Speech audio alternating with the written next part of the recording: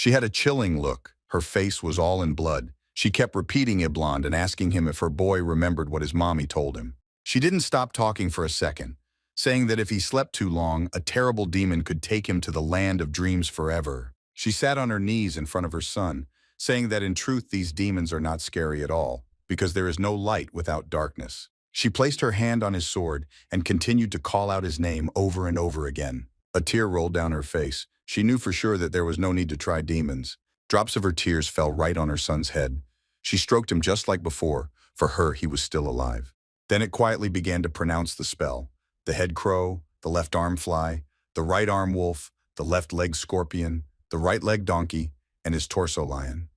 She had not yet finished her spell when the thunder was unloaded and lightning was visible. She picked up that same blade from the floor and held it right above her son, while continuing to say the spell, "King of the underworld who rules all the ignorant, corrupt, greedy, hungry, hateful, and evil, may he find his last lost heart," and struck that blade right into the heart. At that moment her eyes turned red, and it seemed that she was thirsting for blood. She repeated that the demon servant was seeking redemption. Lightning appeared above the place where she cast this spell, and she continued to say that the demon's servant is seeking redemption. She is thirsty for redemption. At that time there was a heavy rain outside. Practically nothing was visible, only lightning flashed. She continued to cast her spell about the demon's servant seeking redemption. The last words in her spell for all of this to happen, lightning struck the house where they were. Inside this house a boy was lying on the floor, and next to him sat his mother. It was she who plunged the blade straight into the heart of her son. She thought that she had only one enviable desire. She asked Dima to allow the body that lies before her to take the most noble place in the kingdom. Then she carried this bloody body out into the street. His things were all covered in blood when his mother pulled the blade from his chest. The wound gradually began to heal, and she continued to speak the words of the spell. Within a few seconds, the spell took effect. She threw the life of her son away from the demon. His eyes opened and were filled with blood. Iblon is the second prince of Loxolem. He was born from the relationship of the king and his mistress, and was killed at an early age. But his biological mother, Kriemhild. The very next moment, the boy stood up to go outside. He came to the door, opened it slightly, and looked at the daylight. When his mother resurrected him, at the same time, she also summoned a demon who would help him. He went outside without saying anything, and stood for a long time in the pouring rain, looking at the lightning that was very close. The rain gradually washed away all the blood that was on his face and clothes. It seemed that the rain was cleansing him. He stood for some time in this rain, looking ahead. His eyes were still bloodshot. The daughter who was walking washed all the blood off him, and the boy stood in a huge pool of blood. It was a sunny, warm day. The sky was blue. It seemed that nothing foreshadowed trouble. The children were playing as usual on one of the playgrounds near the mill, and one of the boys hit the other on the back of the head. This guy, despite the fact that he had just been slapped on the back of the head, continued to look in the direction where the girls he knew were standing. There were two of them. As always, they were talking about something enthusiastically, telling each other the latest news. And then they would laugh at something or someone in the same way. They were very cute. One of the guys told the other not to look like that because he would burn a hole in her. This guy asked his friend why he didn't just ask her out, why he yelled at this girl. Her name was Marietta. His friend tried to stop him because he was so shy. But despite this, Marietta, hearing her name, turned her head and looked at the guys. One of them said that Jack wanted to talk to her. Jack got even more angry with his friend and tried to explain to him that he shouldn't do that. Marietta wanted to know what exactly they wanted from her. Jack scratched the back of his head, then began to speak very indistinctly. He did not know what to say. Then the guy collected his thoughts and said that he wanted to ask her if she could go for a walk with him a little later. The girl sighed. She began to justify herself by saying that she had already promised Henafina's sister to play with her during the day. She asked the young man for forgiveness because she most likely would not have enough time. The guy tried to be calm. He said that everything was clear to him and he was very sorry. Then he asked if maybe they could meet later. The girl was not sure. She told the young man that she had already promised her mother to wash her clothes before she returned. She looked at the time and said that it was time for her to go. Then she promised Jack that they would see. Marietta became embarrassed because she felt a hand near her cheek. She was afraid to even raise her eyes to look at the young man standing in front of him. The girl's face turned red. The guy didn't want to embarrass the girls any further. He waved his hand and left. At that moment, Marietta and her friend were on cloud 10 because such a handsome guy like this guy approached them. Jack saw this whole picture and thought to himself, of course Marietta deceived him. Said that she had seen the RKKA test. He did not understand how girls could really like such handsome boys like this guy. Jack then said that he didn't understand what they could see in him because he looked like such a weakling, and his fat friend replied that he was wrong because this guy was really handsome, but because of him, the girls stopped looking at them at all. Jack clenched his fist around his hand. He was very angry at this guy. He knew that since this bastard showed up in the village 6 years ago, everything had gone completely wrong. The girls stopped paying attention to the village boys, including him. In this village, everyone understood perfectly well that if it weren't for Joanna, this damn orphan would have died a long time ago.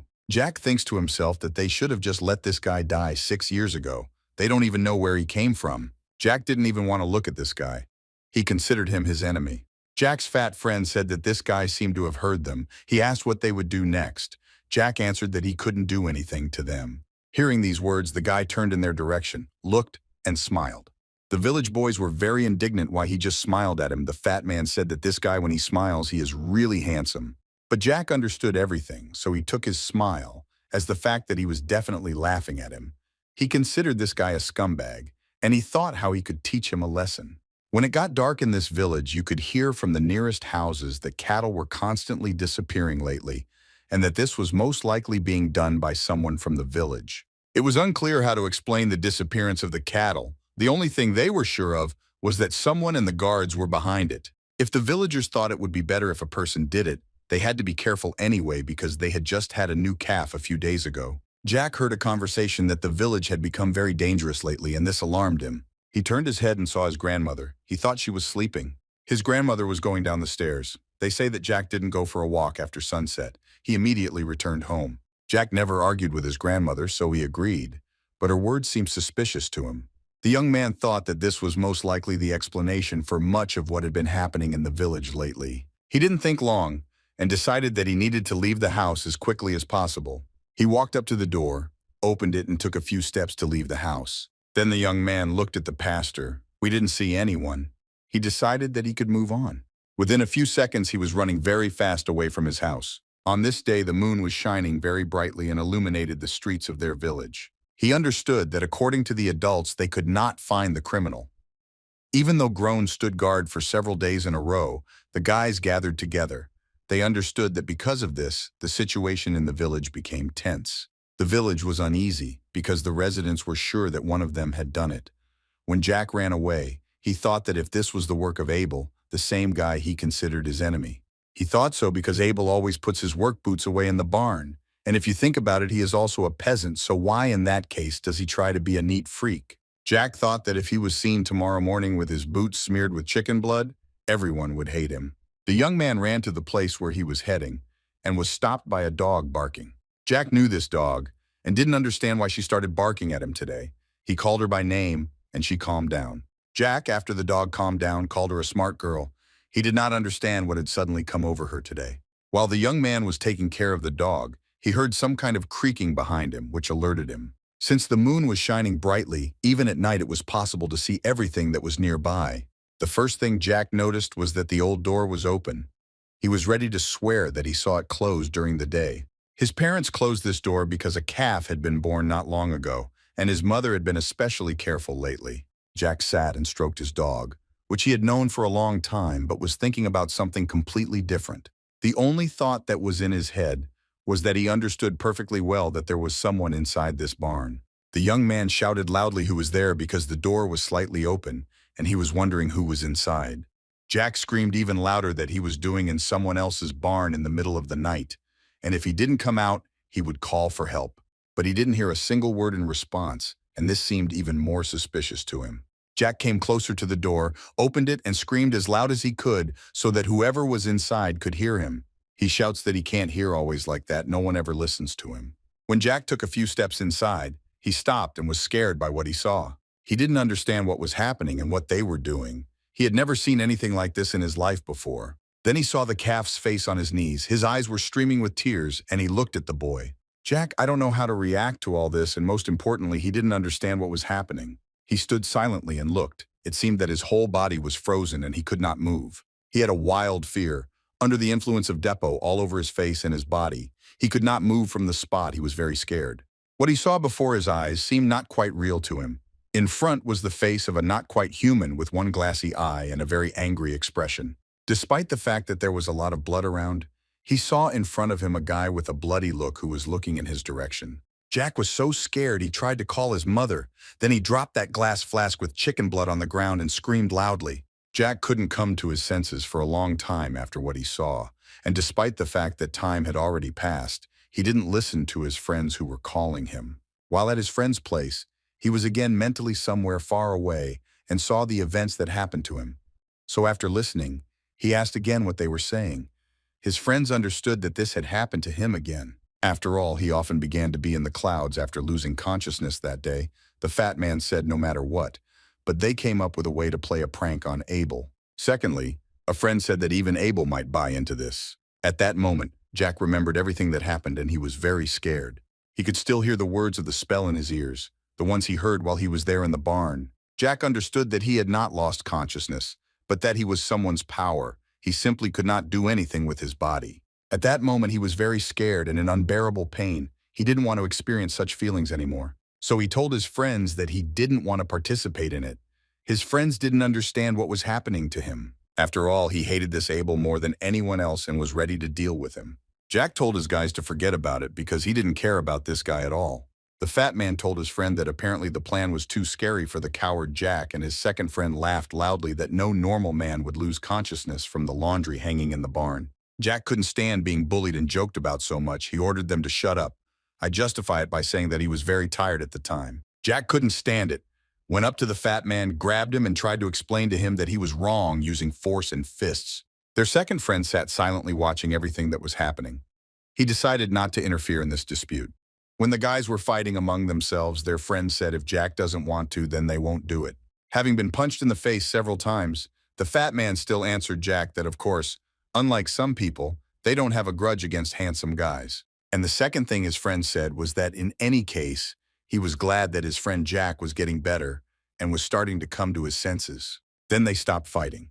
His friend said that he thought that day when Jack lost consciousness that something terrible had happened. But in general, he is glad that his two friends are completely fine and they did not kill each other. Jack rubbed the back of his head with his hand, coming to his senses. He answered his friends that he was also happy about this.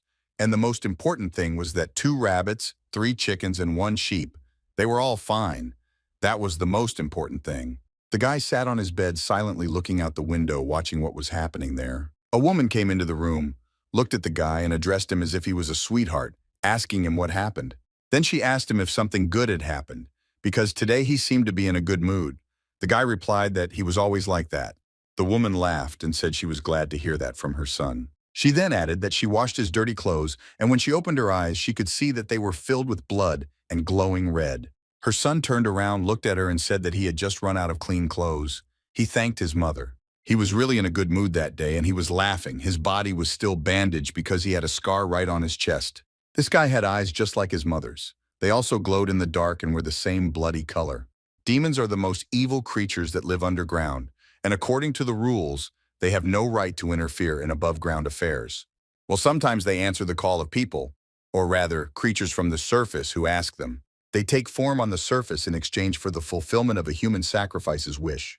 That very moment when the dagger pierced the body lying on the ground, that body became Belial's. He was the 7th king of hell. And when he returned to Earth, he was to become the most noble man on Earth, occupying the body of a slave girl.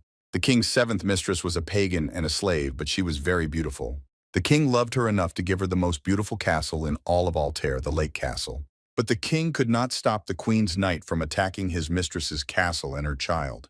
This time everything happened the same way as before. A murder occurred, just like the murder of the 6 previous lovers. The entire castle was covered in blood. She was able to wash off the blood that was on her and her child's body.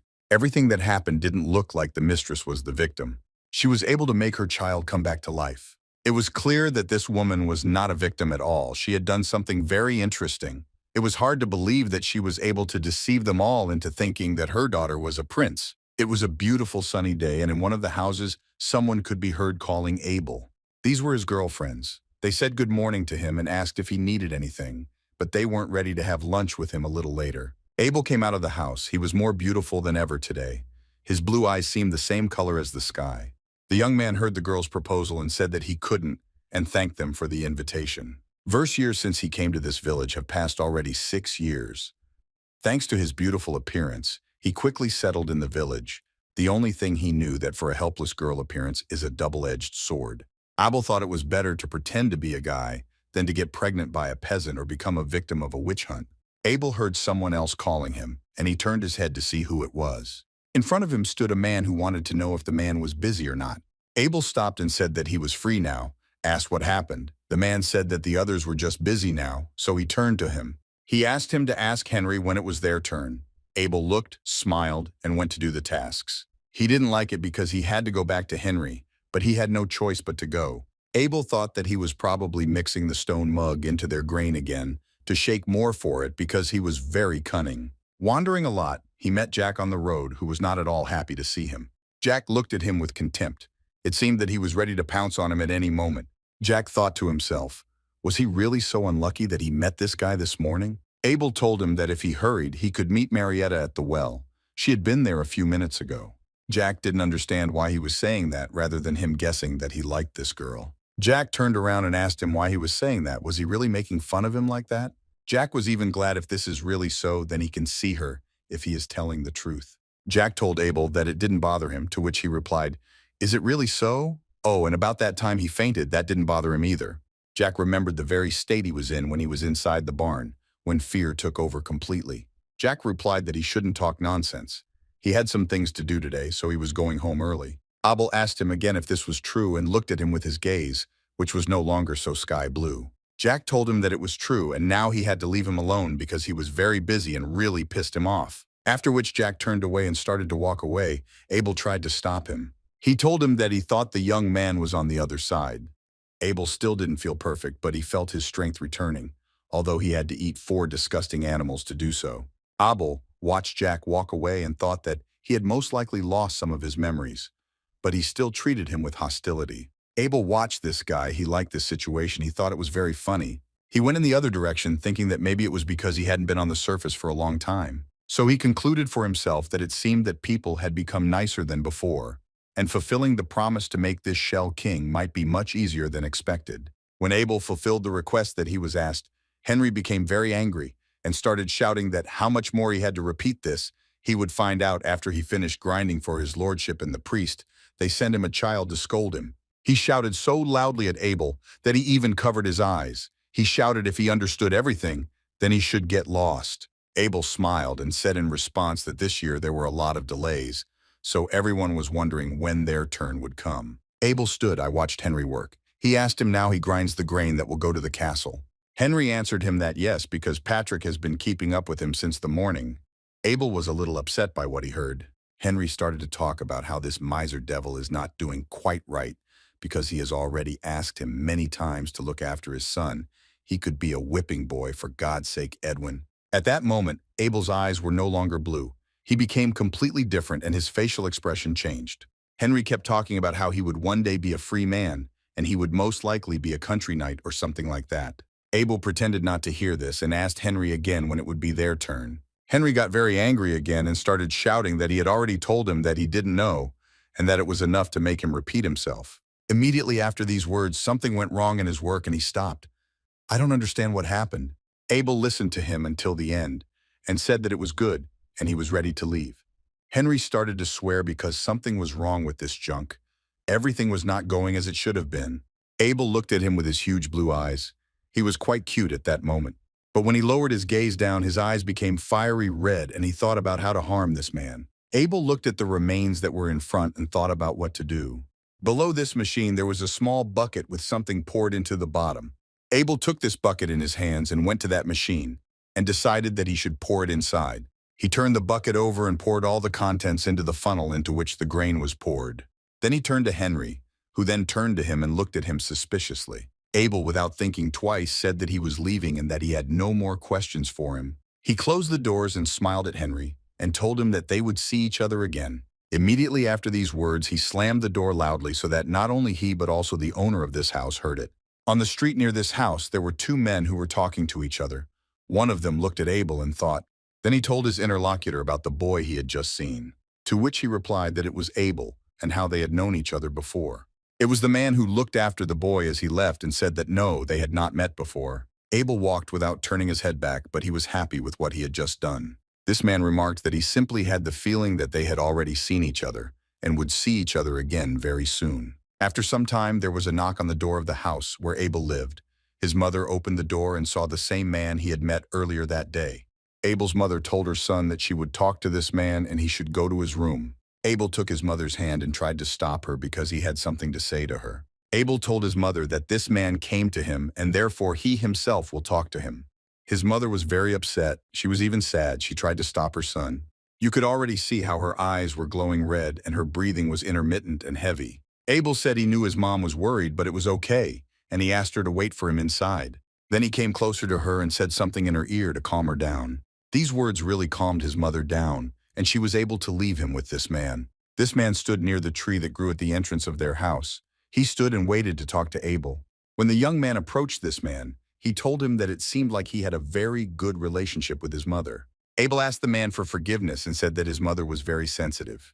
Then he lowered his head in front of this gentleman and said that his mother was rude to him because due to her humble origins, she did not understand that he came from the castle defense and asked for forgiveness. The man listened very carefully to everything that this guy told him. He wasn't even angry with him. The only thing he asked this boy was who his father was. Abel replied that he didn't know, but he was told that his father had died 6 years ago. The man lowered his head and thought that this sounded somehow unbelievable. He speaks about his father very calmly. It sounds like he's talking about someone else's father. Abel began to explain that it happened before his mother took him in, so he doesn't know the details at all. The man thought that they looked strangely close, most likely because he was an adopted child. The man then asked him how old he was now, to which Abel replied that his mother thought he was about 14 years old. The man thought to himself 14 and looked down at the guy again. For some reason, he seemed very familiar to him, and he didn't understand what could connect them because he hadn't seen him before that day. But despite the fact that he didn't know this boy at all, he wanted to do something for him. So this man said that this guy has a very good body. Abel thanked him for that. And then this man offered him a job in the palace. Abel was a little surprised, but it made him happy. The man said that Mr. Edwin needed a whipping boy to grow up with his son. Abel did not understand how he could do this because he was a completely uneducated and slow man. He said that the work was not difficult. He would only need to stand next to the young gentleman during his lessons. Abel thought that this was only to his advantage and this could be his only chance that he should not miss. But he was not going to agree right away, and he asked to be given some time to think. The man was also surprised because he doesn't make such an offer to everyone, and few people have ever refused it. So the man asked the boy why he was so nervous. Vitya, he really started to get nervous. Abel was silent for a while and said, raising his head up, that it might seem rude, but he heard that the young master had a bad character. This man chuckled and then answered this question, that the young gentleman is simply not mature, and he is still a child. Abel then answered that he is not sure that an orphan like him is suitable for work in the castle, although he is not afraid of beatings. But who will take care of his mother if he becomes crippled? The man who offered him this job stood silently looking at this guy and had nothing to say in response. Then the man thought a little more and decided that he still had to persuade this boy. He said that of course now he looks very scared and is very worried as it seems to him about his family.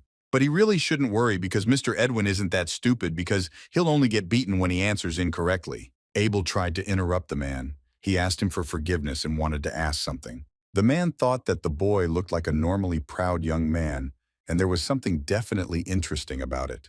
The man told the boy that if the wounds were too serious, he would lend him the medicine that the Knights of the Order used. Abel looked at him and said that it was too generous of him. The man bent down to get a final answer. He asked the boy what he would say to this question. Abel stood silently. He had nothing to say. He lowered his head down to think. He stood there for a while with his head down.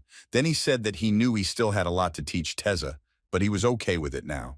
And then he added that he would serve his master with all his heart. At that moment his eyes became bloodshot and he was no longer the sweet boy, but no one saw it. When Abel left, he told his mother not to worry. He would be fine. He needed to be at the estate before the coat clock struck 9 a.m., so he was in a hurry. But he also understood that things on this earth still could not harm him because he was not quite human. He knew that only those who sit up there can harm him, so he often sat and looked at the sky. Time on the road passed very quickly, and no matter how much he wanted to stop it, evening had already arrived. The next morning, when he got to this estate, he saw many girls who were bustling about and running from side to side. Along with this man, another boy entered the house who was to become the whipping boy for the young master. When the two of them entered the estate, the servants began to examine the new whipping boy. They couldn't do anything. They stood with their mouths open and their heads turned in his direction. It seemed that when they saw that lightning struck them on the head, the servants were a little surprised at how cute and handsome he was. One started asking the other if she had seen this guy. Abel has always made a huge impression on the girls. They always looked at him, and they liked him. The gentleman who met him also looked at this guy, and he also liked him. He even thought that he was told that this guy just looks good, but there really is something more to him. When Abel entered the room, he heard the young gentleman ask who the hell this cute guy was. The young gentleman sat on the sofa and looked at them. He did not understand why this boy was so dirty. The only thing that came to his mind was that he should change him into clean clothes. The young gentleman said that taking this guy with him in such a state is simply a disgrace. The servant told the young master that as befits a future hero, he was very generous. The young gentleman replied that he was, of course, a merciful ruler. If any other nobleman were in his place, he would not have shown such mercy. Abel thanked him and said that it was a great honor for him to serve such a kind gentleman. And then he added that he would try not to cause problems for such an important person as he. The young gentleman was delighted with these words because these words increased his self-esteem several times more. The servant thought that this new guy was quite smart. No wonder Patrick praised him. At last they would have a useful young man. The servant told Abel that he would have a dictation lesson with Sir Patrick in the morning and lessons with Lord Campbell in the afternoon, and then added that the young man would attend lessons with the young master from that day onwards. And he also said that if Abel has any questions, he should ask them to the maids who work in this house. He told all the maids that this was Mr. Edwin's whipping boy, and they should show him the castle and feed him dinner and then send him to Mr. Edwin's room. The master's servant still wanted to tell him something, but then he fell silent. It seemed that he felt very uncomfortable. He even covered his mouth with his fist so as not to let it slip. He felt uncomfortable. Abel watched everything very carefully and how the servants behaved in this house. He noticed that the servants in this house were very uncomfortable and seemed to be embarrassed about something. The servant told the maid that she could be free. The girl smiled, and Nuala shook her head and immediately left. Abel, I thought that most likely they are ashamed of their master. That is why they have such an attitude towards the Baron. Abel hadn't seen the Baron yet, so he thought maybe he'd see him later. When night came, sounds were heard coming from one of the rooms. Someone said that he knew it, then he added that it was approaching. The man held his head in a dark room, telling himself that he had to hide, because if he didn't hide, he would be eaten. He thought that there was something here in Loch Solemn, so he couldn't sleep and tried to hide in his room. He clearly understood that what he was afraid of was something inhuman, and it was very close. Abel walked along a long corridor, and his eyes at that moment were bright red. Abel heard someone's voice. He told him to stop. The blade was very close to his neck. He understood that he shouldn't tempt fate. Abel had no intention of arguing. He came because he knew that the young gentleman was due to have a dictation lesson at that time. Abel understood that if he moved, the blade that was near his neck could hurt him. Abel also had a sword in his hands. He took it in this room. He held it with both hands. The man standing behind him was convincing enough that Abel didn't even think of contradicting him. Patrick was the one who had to teach the young master a lesson, and he was the one who now told Abel to put the sword back in its place. The guy turned his head back, looked at the gentleman with open blue eyes, and pretended that he was not guilty of anything. Patrick asked the boy if he is also Mr. Edwin. If this is not so, then why did he dare to take the sword in his hands? Smart gentleman. When he saw this, the thunder began to scream that a whole year had already passed. And he still can't even touch the handle. It was ridiculous. He can't pick up one of these blades. The young gentleman wanted to know when he would become a knight under such conditions, since he was already doing well with tasks. The young gentleman was very angry about this whole situation, and it seemed like he was about to explode. Mr. Edwin stamped his feet, shouted, and waved his arms. He demanded that his teacher give him a sword. When the young gentleman was throwing this tantrum, he was watching how his teacher would behave and whether he would be able to demand anything from him in this way. But despite his hysterics, the teacher stood his ground and seemed not to notice everything that was happening. And when the young gentleman's hysteria had already ended, Patrick told Mr. Edwin that the lesson had already begun. Then he asked him if the young master had forgotten how he had taught him to handle a sword. Edwin, already absolutely calmly, without any hysterics, thought a little and said that you need to treat the sword as you treat a part of your body. The teacher then asked if he understood everything. Would he really cut off his hand if he got angry again? Edwin said no. Then the teacher told him that the next time he would throw a tantrum and throw his sword like that, he should be prepared to lose his hand, and the young master lowered his head down. The teacher handed over the answer from the young gentleman and demanded that he answer. Edwin said that he was ready. Patrick thought that he was afraid of what might happen if in his current state the young master took the sword in his hands. So the teacher said that this time they would start with 7 laps around the training ground. Edwin objected because usually the lesson started with 5 laps. After this objection, the teacher immediately said that there would be 8 circles, and he was convincing. Edwin had no choice but to comply with his teacher's demands. He scolded a little but ran the first lap around this area.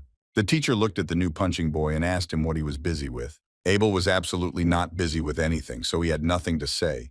The teacher told him to run with the young gentleman all the way around the playground. Abel looked at the teacher with bewilderment because he was not here to train, but to be a whipping boy. Young Master Edwin Bayman was the only son of Baron Bayman and heir to the entire family fortune. When the young gentleman and his whipping boy had run the last lap, they stopped because they had no more strength. The young gentleman looked at Abel, who was having a harder time at the moment. He said that the weakling young gentleman was Russian and only interested in the effect, but he was not stupid at all. But many people didn't like the young gentleman because of his sharp tongue. They shout that it was the stupid squire who dropped the armor, and he should be executed for it.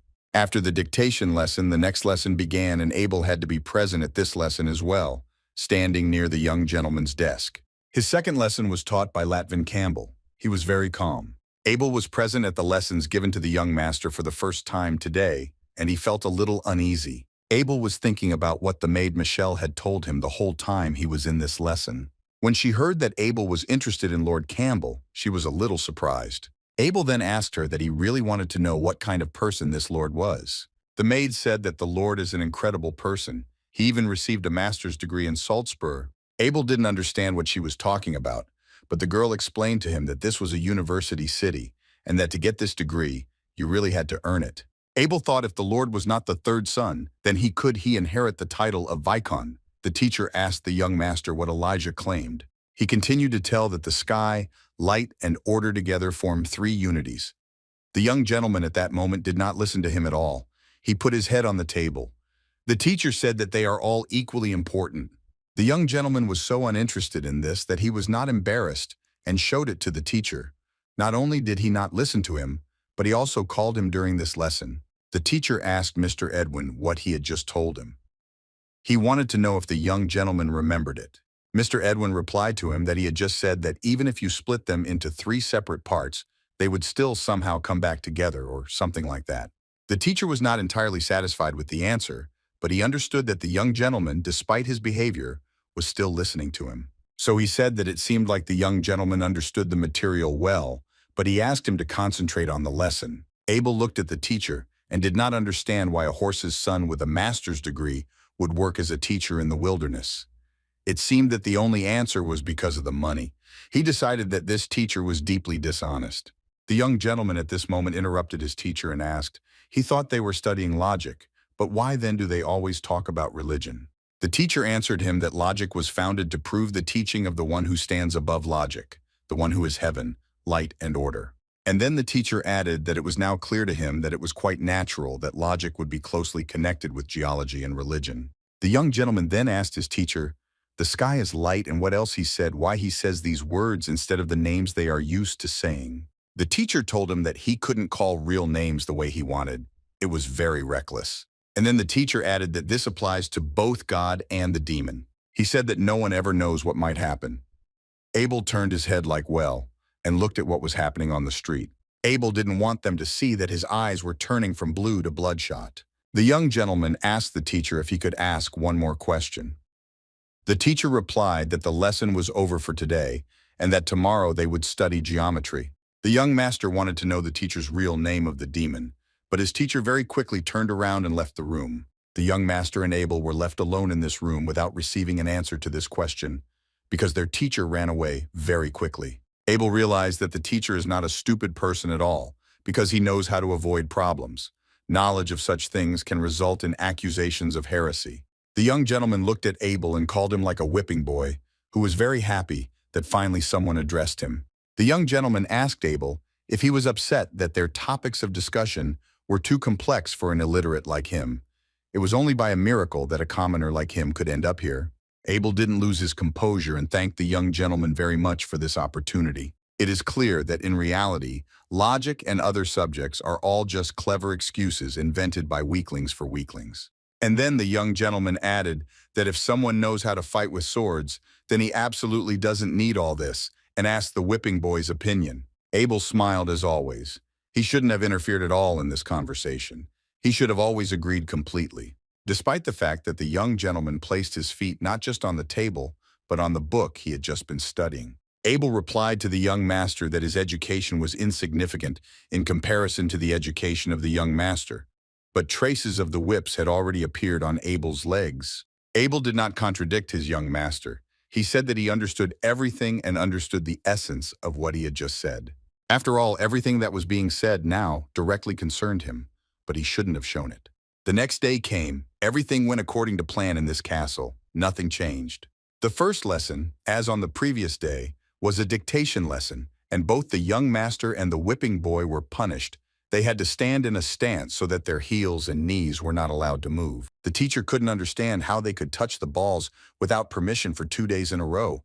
Had they really gone crazy? Therefore, despite the fact that they showed some definite interest in this subject, he punished them. The teacher looked at these guys and thought, maybe he should give them a chance. So he looked at them and asked if they really wanted to hold the sword in their hands so much, and if so, then let it be their way.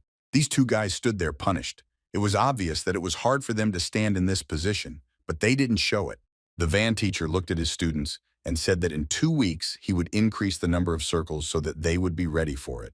He explained that he was doing this so that they could take the sword in their hands as soon as possible, because only then would they be able to hold it. The young gentleman told his whipping boy that if he couldn't then, he might as well lie down. He wanted to prove that he was much stronger, and that he shouldn't pretend to be strong, and that he should just give up. And he thought to himself that if Abel gave up, the fencing teacher might soften a little. But Abel did not give up, and they had to stand there and wait for the teacher to cancel their punishment. Abel looked at the young gentleman and said nothing to him. He did not want to argue with him. The only thing the young gentleman understood was that this guy was not going to give up completely. Now it was clear to him that he had a whipping boy and he was quite a stubborn boy. During Campbell's lessons, Abel's legs were always bare and covered in marks from the whip. No one would lick his wicker on the training ground. Because their teacher Patrick punished them differently, he came up with a new punishment for them every time and shouted at them to keep their backs straight. After completing 8 laps, he told them that they had 3 minutes to rest, and then they continued running. The young gentleman looked at his whipping boy and thought that it looked pretty disgusting. He thought the guy looked so fragile and useless that it was hard for him to run. Abel ran along with his young master, stood on his feet a little more, and he would have fallen. The young gentleman told him that their teacher didn't expect anything from Abel anyway, but the boy knew that this painful training was the best way to strengthen the body. When the weather turned cold and the nights began to clear away fallen leaves, a special event began at dawn in the Bayman Castle. The knights woke up and came to the park and watched as the young gentleman and this guy were doing their exercises. Despite the fact that it had already snowed, they were doing their exercises. One of these knights asked the other if he knew how many laps they had already run. Another replied that he thought they were running their 9th lap. It was clear that they had one last lap left, and these two students ran and did not give up. The young gentleman looked at Abel, and the fact that he was running with him to the last and not giving up really hurt him. So the young gentleman tried to make a dash and get ahead of this whipping boy because he was so weak. At least from the outside, he seemed that way, and no one could believe that he could withstand these 9 laps. The weak boy was no match for Mr. Edwin, and everyone was amazed that he did not die immediately from such stress. Young Master Edwin dreamed of becoming a knight from his earliest childhood and continued to dream to this day. Therefore, for him, forcing a serf peasant to undergo the same difficult training was essentially bullying. The knights who had gathered to watch this training were discussing Abel. They wanted to see the guy who the maids were talking about. One of the knights said that he looked like a girl. Some of them thought that a little more, and this guy would soon run to cry for his mother. The knights who came for a few days mocked this guy. But after some time, everything began to change, and these knights did not treat him like that. They continued to watch the young master and this guy from the side, and realized that this guy was not inferior to the young master. This time they stood and watched as the young master and Abel ran their last lap, but neither of them laughed. One of these knights said that there is nothing more to see here, and he thinks that everything is clear here, how it will all end. All those watching saw that the young gentleman was trying his best to be the first to cross the finish line. The young master ran and thought that he could not afford to lose this time. He was so serious and could not lose to some country bumpkin who, in his opinion, was not worthy of even touching a sword. The young gentleman took a few steps forward and accelerated in order to cross the finish line. He was happy because he won, and he was able to come to the finish line first. Mr. Edwin looked at Abel and asked him what he thought about this, since he had defeated him this time too. Abel said nothing, he just smiled. He gave his master the taste of victory once again. Then he congratulated the young gentleman on the fact that he came first this time. Patrick, their fencing teacher, looked at how the boys had run to the finish line this time. He saw that the young gentleman was very out of breath and could not catch his breath, but Abel could talk calmly. Abel, although he lost, looked much better than the young gentleman, and it was impossible not to notice. Even the two guys who were watching them noticed it too. That's why one of them said that Abel doesn't look like she ran away from the whole estate. And about themselves, they thought that this guy seemed to have deliberately played out some thoughts that they would never have dared to say out loud. Based on the young master's status and other things, this was a ridiculous suspicion. Well, in fact, there was something other than the difference in status between them. The young gentleman put his hand on Abel's shoulder. He no longer treated him the same way as before. Abel, despite his position, was quite devoted to the young master. But the training ground wasn't the only place where things changed. In other lessons, things changed too. Abel started to insert lines helping the young master, and they were completely correct. When the teacher heard it for the first time, he asked again what the boy had said. Abel decided that at that moment, he shouldn't answer this question correctly again. He simply turned his head to the side. The teacher asked him again what he had just said. Abel turned his head and said that the teacher was talking about the thesis. At this moment, the teacher was very surprised that this village boy could really understand what he was saying. Abel tried to justify himself by saying that he had been listening all this time and remembered a little. Then the teacher asked Abel in which volume of poems he found. The boy answered, in the 27th. The teacher became interested in whether he really remembered everything as he explained it to him, and he asked what comes after the thesis. Abel then did not remain silent and deny it. He replied that after the thesis comes the argumentation. The teacher also asked him why the emphasis was placed on emotional reactions. Abel immediately answered him because society does not always behave as expected. And then he added, if the logic and the basis of the thesis inspire confidence, the speaker's personal sympathies and hostility can influence the audience's condemnation in different ways. At that moment, the young gentleman was fast asleep. The teacher, after listening to the answer, was silent for a while and said that he couldn't believe it. After all, this village boy achieved greater success standing next to the young master than the young master himself. It was incredible. Campbell was confused. He didn't really understand how this was possible and how this could happen. But being an intellectual, he quickly made calculations which he presented to Mrs. But the Baroness did not like the proposal to officially train the whipping boy. She said that he was an ordinary commoner. The teacher objected that he was still a servant of these lands. If they trained him, he could become useful to them. He was also very attractive. The Baroness did not understand what it meant to be attractive. The teacher replied that yes, people in the capital keep beautiful children around them to maintain their own status. And then he added that he didn't think that the lady was worse than these gentlemen from the capital. She agreed. So she told the teacher that he must really want to teach this boy, so she asked him to look at him. She also looked down on this teacher like her son. Immediately after Bara met Abel, another chair was placed in the classroom, and the teacher no longer had one student but two, and the whipping boy was given a textbook.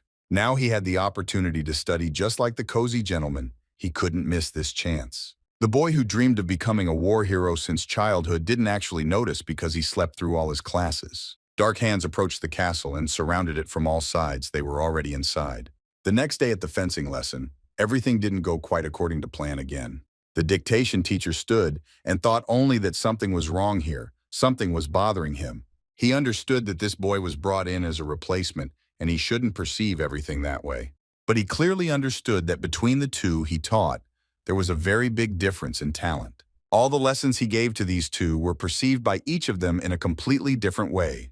The teacher caught himself thinking that he was thinking too much and that he shouldn't burden himself so much. He decided no matter how talented this peasant was, he needed to focus on improving Mr. Edwin's skills. Therefore, he stopped training this peasant and he directed all his efforts to training the young master. Abel had been standing on the balcony for some time and could only watch these training sessions from the side. Abel watched everything that was happening and thought that the teacher's words had really hurt him. I mentally turned to the teacher. He did not understand whether he was right or not because he was a good student. The only thing he wanted to answer himself was whether he wanted to be strong, but he didn't know yet. Time flew by very quickly. The bare branches of the trees were again dressed in green foliage, and it was already spring outside. And already in the new time has come, when the noise of Zhukov disturbs human sleep. The teacher quoted one of the works. He said that the rose and the stars having caused harm, the golden crypt hangs down. He wanted to clarify what rhyme was used. Abel answered him that the cross rhyme changes to a paired one in the last lines of the octave. At this point, one can say that too little time has passed. But already in this short amount of time, it was clear which of them was more talented. The handwriting of this peasant became elegant, although his fingers still sang gracefully, and every word he uttered was filled with grace. If someone asked him the meaning of the word elegance, he would give this peasant boy as an example. The teacher was pleased with his student and the success he had achieved in this short time. The teacher looked at this peasant boy and thought how wonderful it would be if he were actually his student. He was very upset that his real student was sleeping during every lesson. Campbell was fed up with the mere thought that the most talented student he ever had to teach was a peasant. He thought if he had belonged to at least the middle class, he could proudly call him his student. The teacher saw that this guy was much more elegant in appearance than other people. The teacher understood that if only he were a free man, then everything would be completely different. At this time, a free man, it was already not uncommon. The number of citizens of a free city had increased sharply. Due to the recent surge in trade and commerce in this city, there were no landowners' rules and classes and hierarchy. Some peasants who knew about the outside world dreamed of being in a free city. Abel had already heard when he was still in the village that some dreamed of becoming a free man, but many could not afford to pay the feudal lords the amount needed for their freedom, and therefore continued to rot on the land of their masters. The teacher thought that he hated people who do not know their place and raved about freedom, but this peasant, if he stayed in the village, it would be a waste of his genius. Of course, everything that the teacher thought and how he thought did not concern only one of his students. He looked into his blue eyes and completely dissolved in them. This student was so dear to him. The teacher understood that all his statements did not apply to the boy whom the teacher himself valued. September was a rare month when a lot of supplies arrived at the Bayman Castle. And then the maids had a lot of work.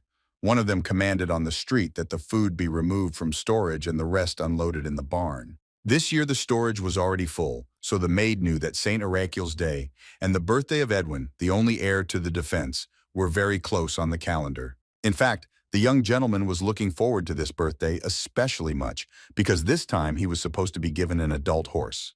This had to be done after much persuasion and whining. The gentleman went into the stable and looked at the horse. It came up to him. He definitely recognized its owner. The young gentleman was delighted because he could finally say goodbye to his stupid ponies and get a real horse for his birthday. The young gentleman was so impressed that he decided that he would be able to ride this horse before his birthday. He reached out his hand to take the bridle that was on this horse. It seemed to him that he could already do it. But at that moment, he heard the voice of his whipping boy calling him. The young gentleman asked what happened and why he was here. Abel did not take him. He said that Baronessa was looking for him. She urgently wanted to see him. The young gentleman did not understand why his mother asked him about this. Abel said she asked the whipping boy to take care of him. The young gentleman did not understand then why she asked him to turn his head and saw this beautiful horse. He said about it. Two guys stood and looked at this horse. The young gentleman was proud that he would soon become its owner. This is what he told this peasant boy, that very soon this horse would become his. Abel was a little surprised. Would it really become his? And the smart gentleman said that he understood everything correctly because next month he will turn 15. Naturally, he will get a normal horse. This was amazing because many people get horses at a later age. He thought that his parents would give him a horse because he was an outstanding person and everything worked out very well for him. Then the young gentleman thought about what he had just said to this guy. Vidya didn't understand why this peasant boy could know at what age people should get horses. After all, this guy has never been outside of Bayman, which means he can't know how people live there. Abel didn't lose his head and said that their teacher, Lord Campbell, told him, and he listened attentively. And the young gentleman became very angry because he was not pleased to listen to the teacher again. So he asked Abel why he was always chatting with him, because these were very boring conversations.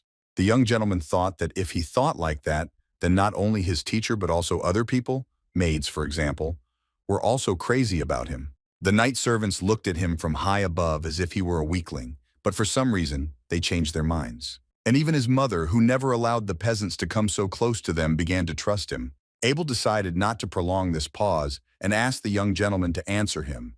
Will he use this horse that will be given to him for battles? The young master answered him that yes, if he ever has to go to war. Abel calmly answered him that everything was now clear to him and did not continue this topic. The young gentleman became very angry and did not understand what kind of reaction this was. He did not understand whether this peasant boy really thought that he would never go to war. Abel answered him that of course not, because you can't find a better knight than the young gentleman. Then it was unclear what the matter was. Abel started to say that it was just a young gentleman who interrupted him and asked again that it was just. Abel fell silent and stood there for a while, that same smile appearing on his face as always. Abel continued and said that he was just worried because the young master had never held a sword in his hands before. These words made the young gentleman even more angry. He didn't understand whether he was worried about him and what kind of conversation this was. "Young sir, is this guy really saying all this about him, and is he really that devoted to him?" The young gentleman was offended by everything he heard, but could not find the words, so he remained silent. The whipping boy had touched him to the quick, and he couldn't forgive him for that. That's why he started shouting that he doesn't understand when he'll be able to normally pick up a sword.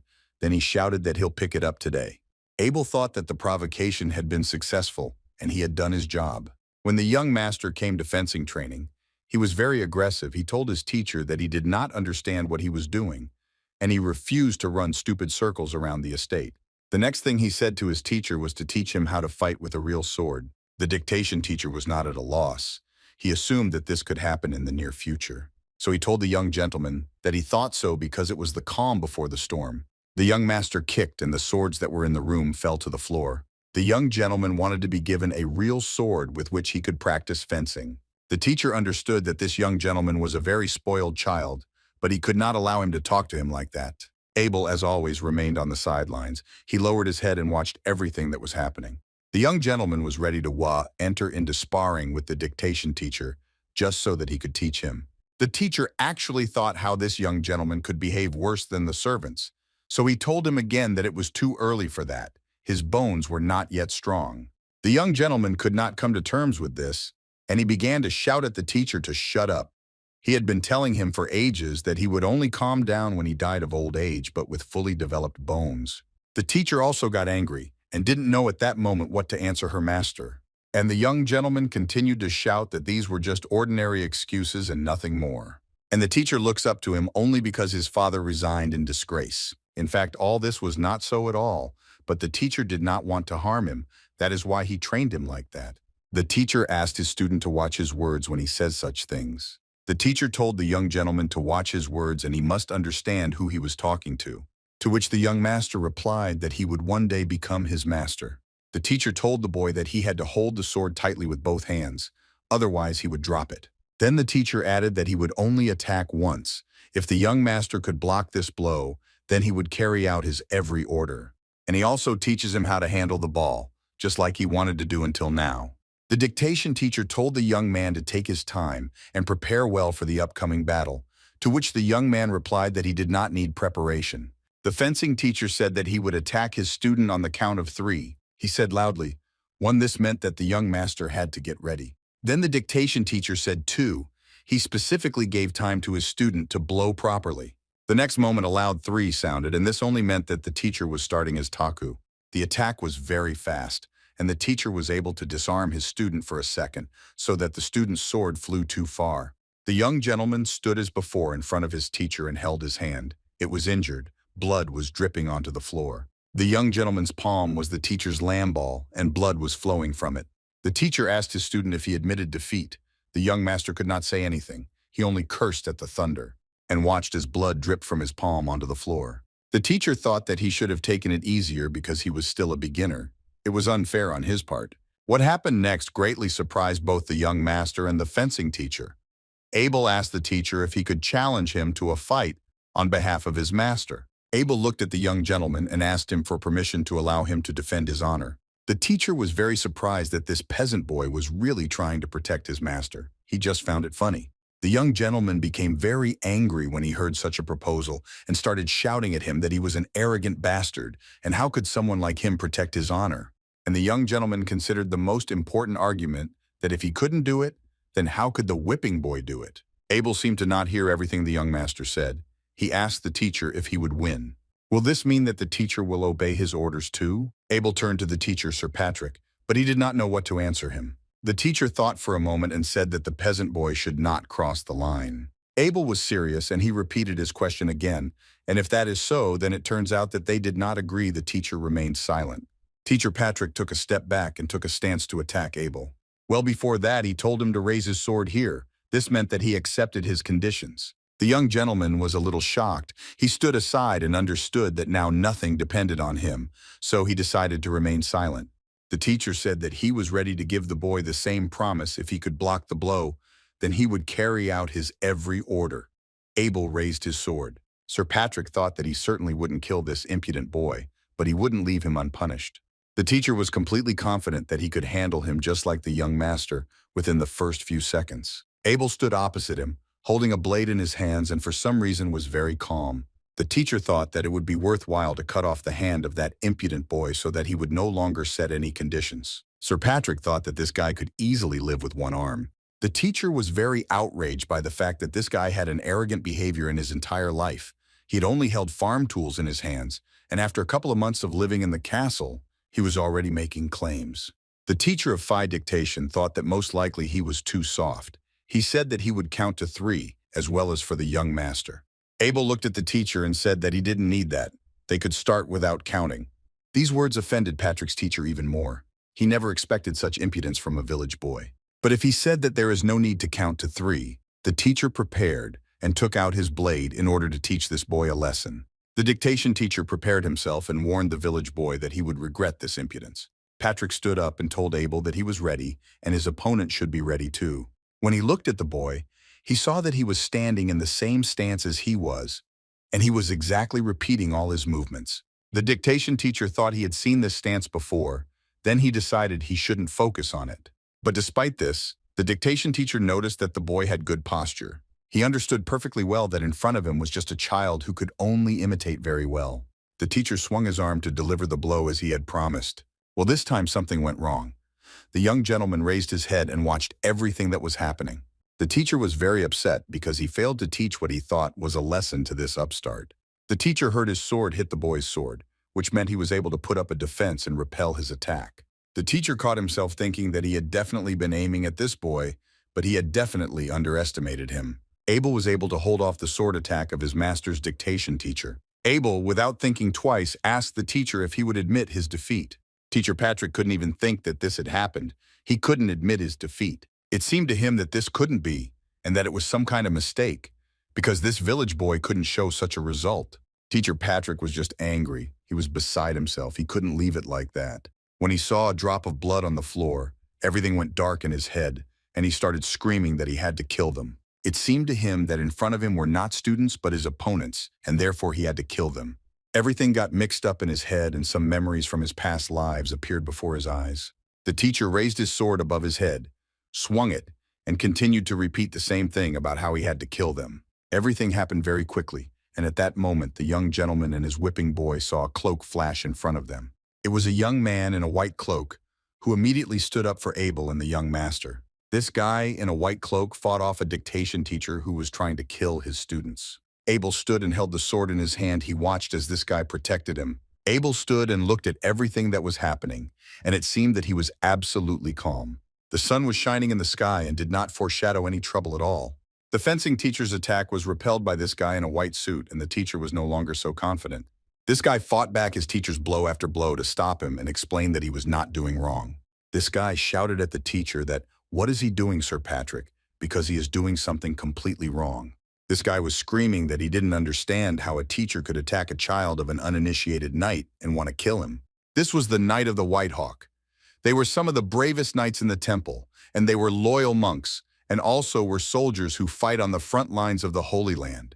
In a dark room sat a baron. In front of his desk stood a teapot and several cups. The baron raised his head and said that he would never have thought that a holy knight would make such a long journey to his castle.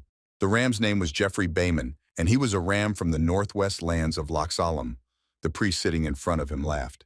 Then the priest, whose name was Baldwin, said that the temple always works hard to protect the priest and the lands. The baron raised his head with difficulty and saw a young knight standing in front of him and asked him what he thought about this Sir Lawrence. Lawrence was a holy knight from the temple. He looked at the Baron. With his huge blue eyes among the holy knights, Lawrence was considered a genius with a great future. The Baron asked the young man about what he said, that they had already met before, he just didn't remember. The young man replied that the Baron probably didn't remember this meeting because Lawrence had videotaped him from afar when he was still little, and that was more than 10 years ago. The priest intervened in the conversation and noted that 10 years is quite a long time. It is not surprising that the Baron does not remember this. The Baron noticed that Sir Lawrence was probably about 10 years old then. He would have been very cute then, and laughed. Lawrence was a little offended by these words and did not understand the joke at all. The priest tempered himself and thought to himself that just yesterday Lawrence was a simple boy and a brat. But he said out loud that no matter what, he was neither here nor for this. And then he added that the saint's day and the birthday of the Baron's son pass almost one date after the other.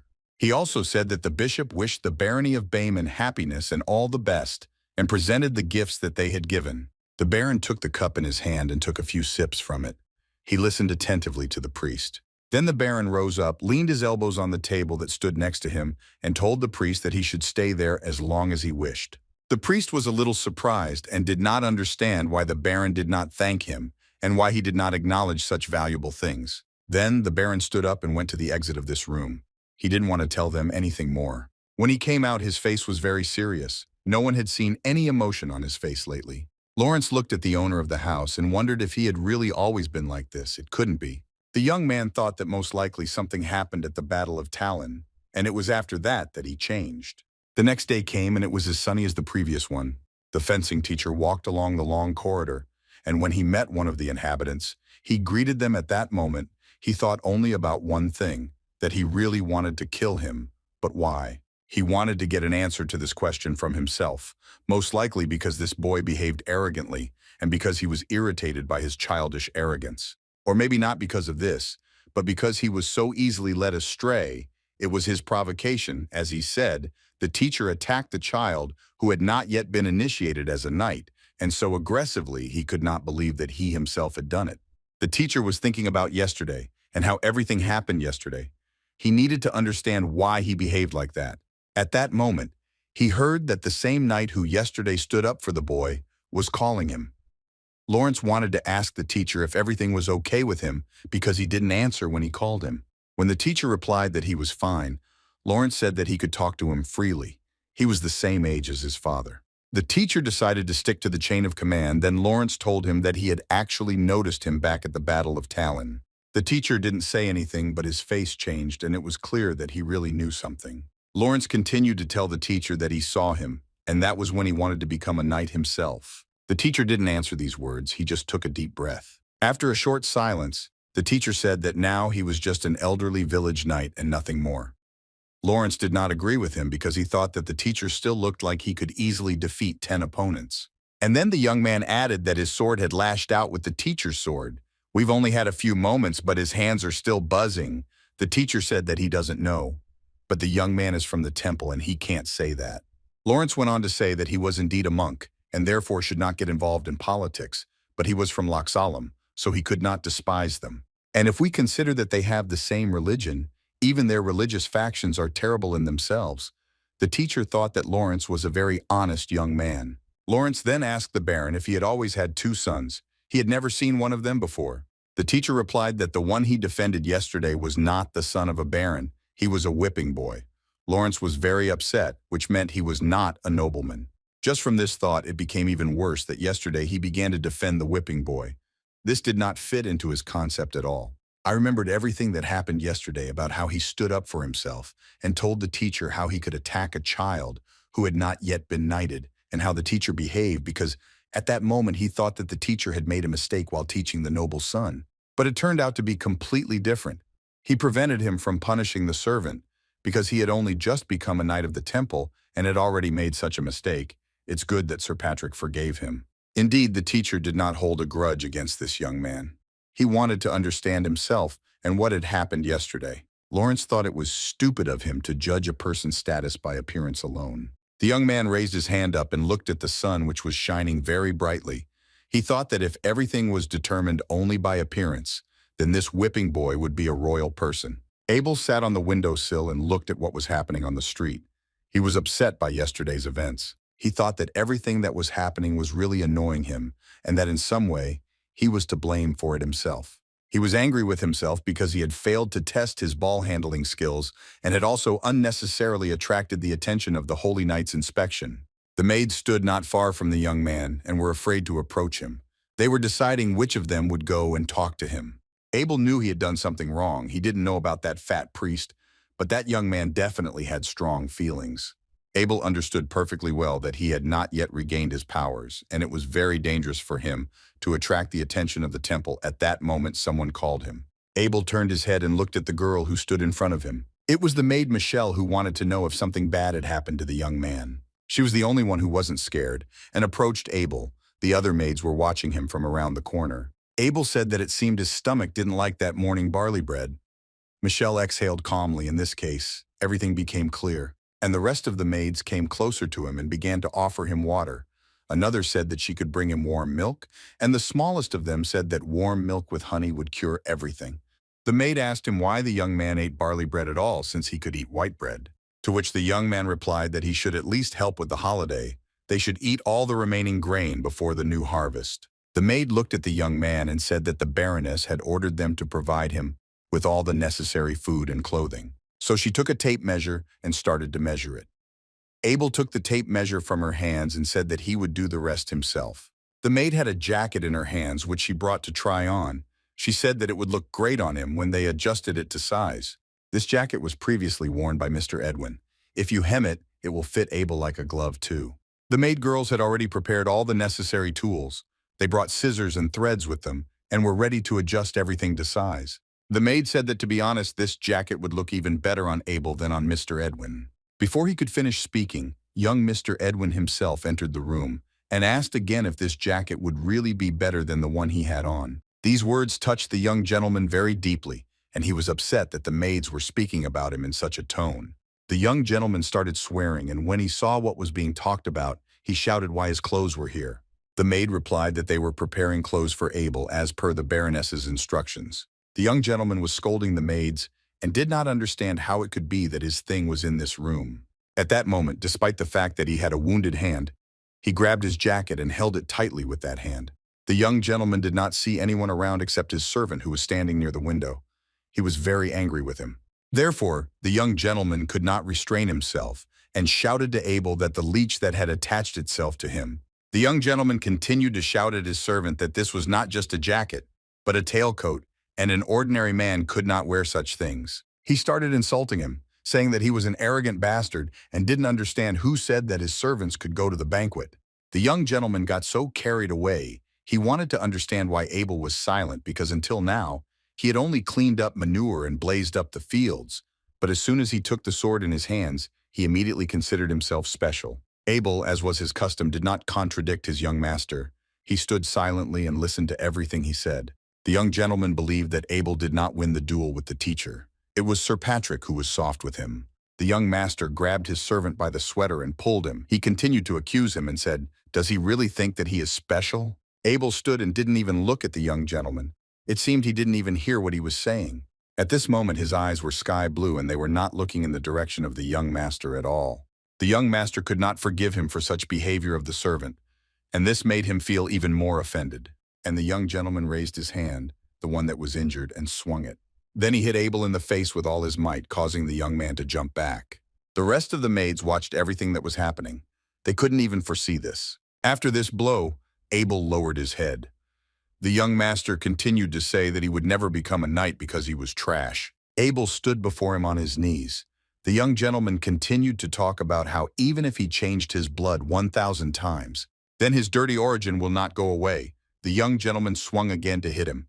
At that moment, he heard that it was the order of the Baroness. One of the maids started saying that Abel hadn't asked for this at all, and that he wasn't guilty of anything. The young gentleman stopped, turned his head towards the maid, and asked her again what she had said.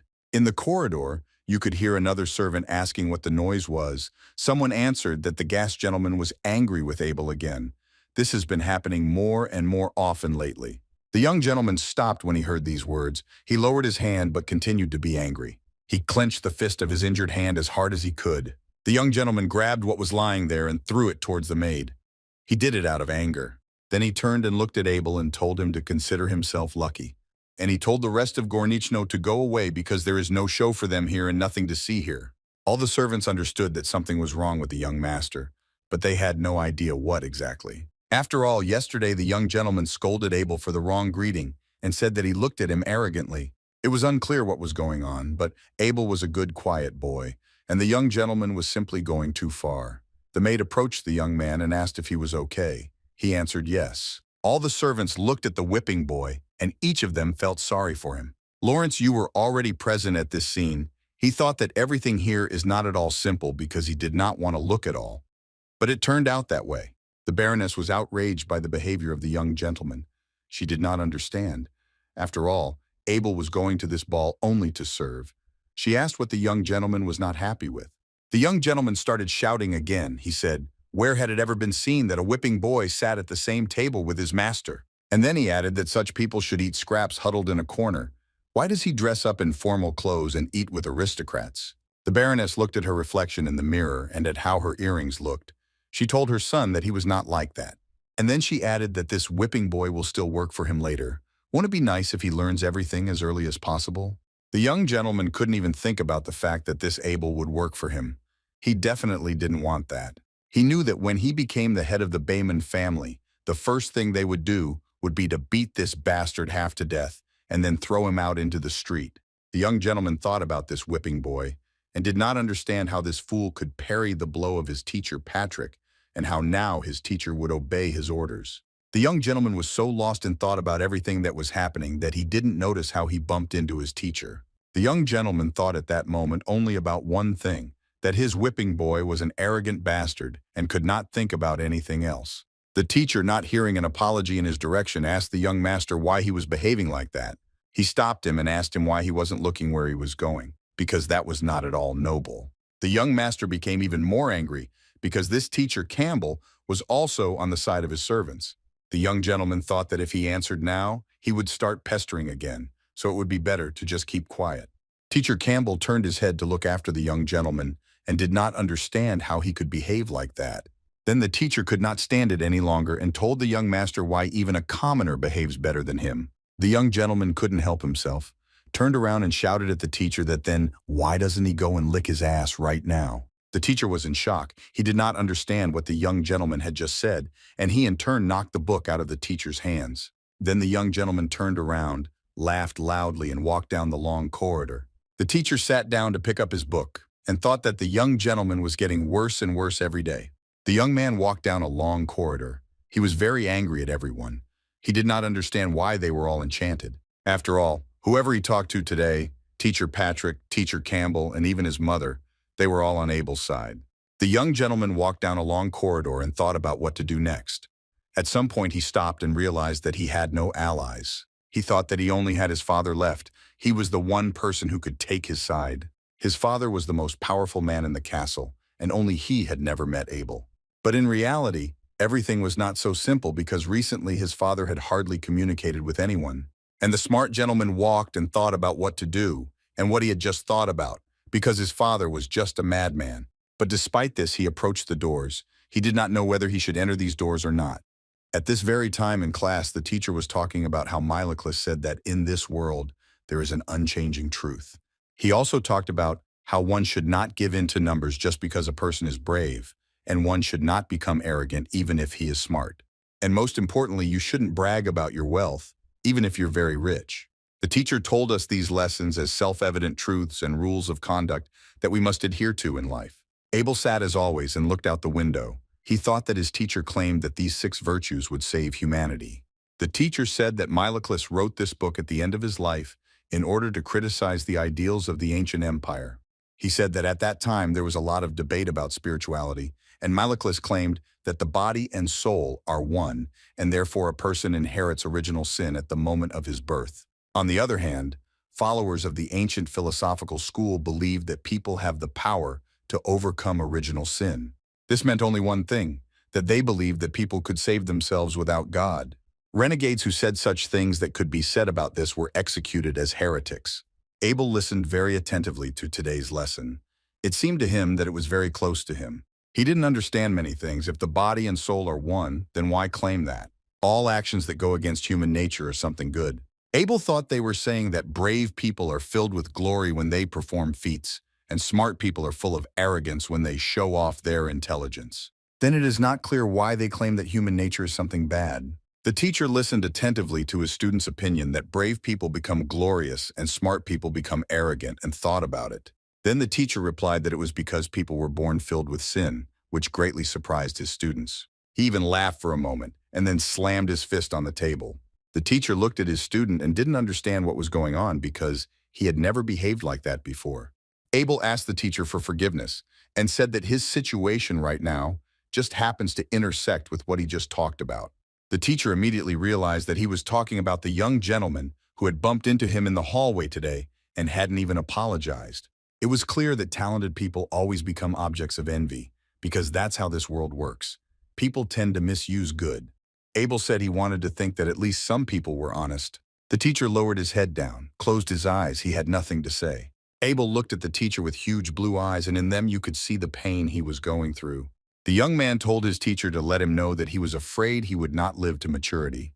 The teacher asked him again why he was saying such terrible things, because it couldn't have happened. Abel, a little nervous, began to tell the teacher that when he passed by the young master's room, he involuntarily overheard him talking about how they would beat him half to death and throw him out into the street.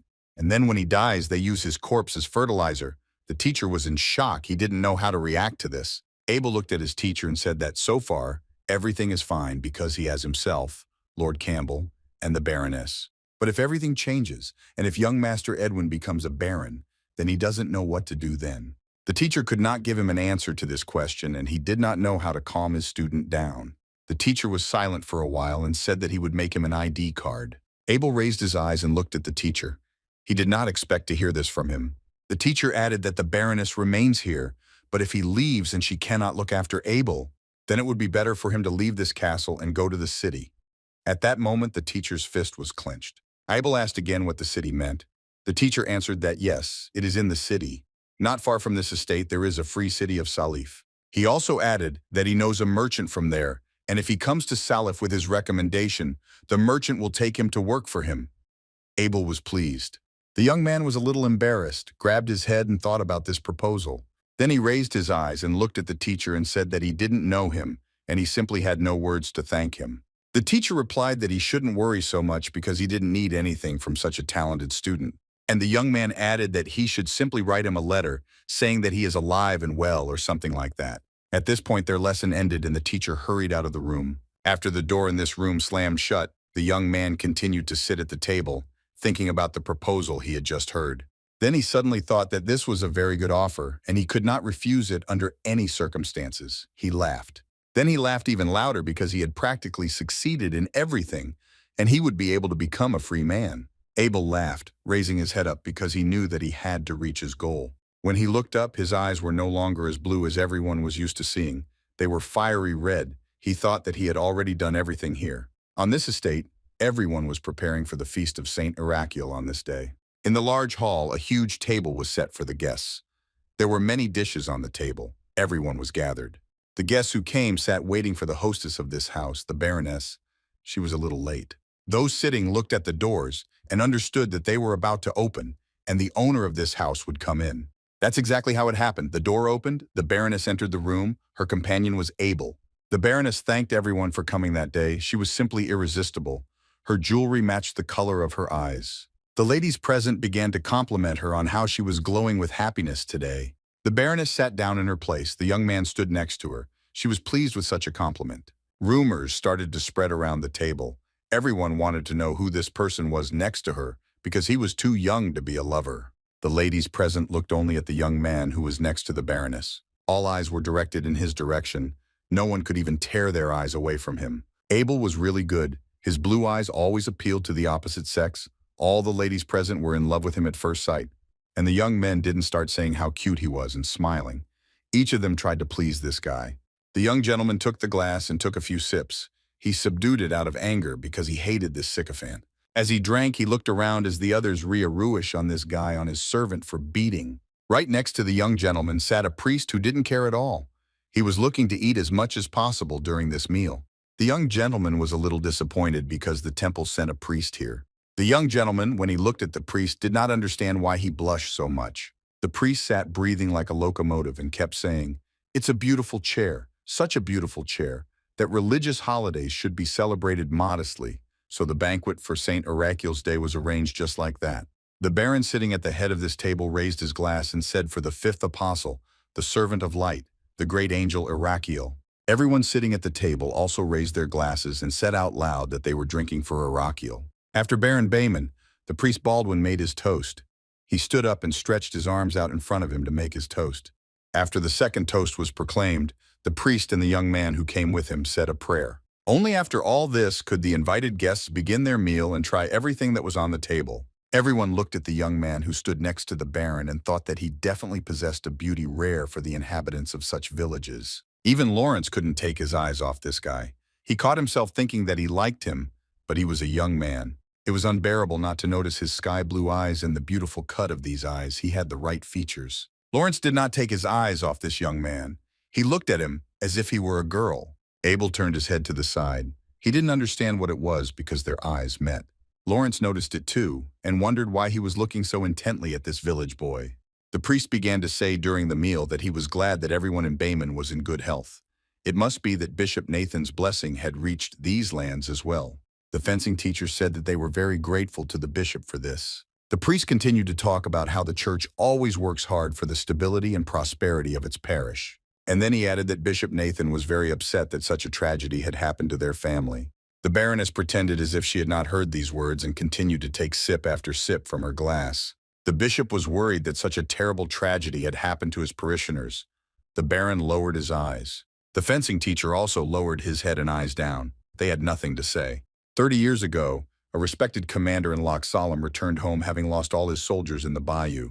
More accurately, he returned not alone, but with one soldier. And this soldier was now at this table. It was that very fencing teacher. What happened 30 years ago and what happened in this battle, no one knew about it until now.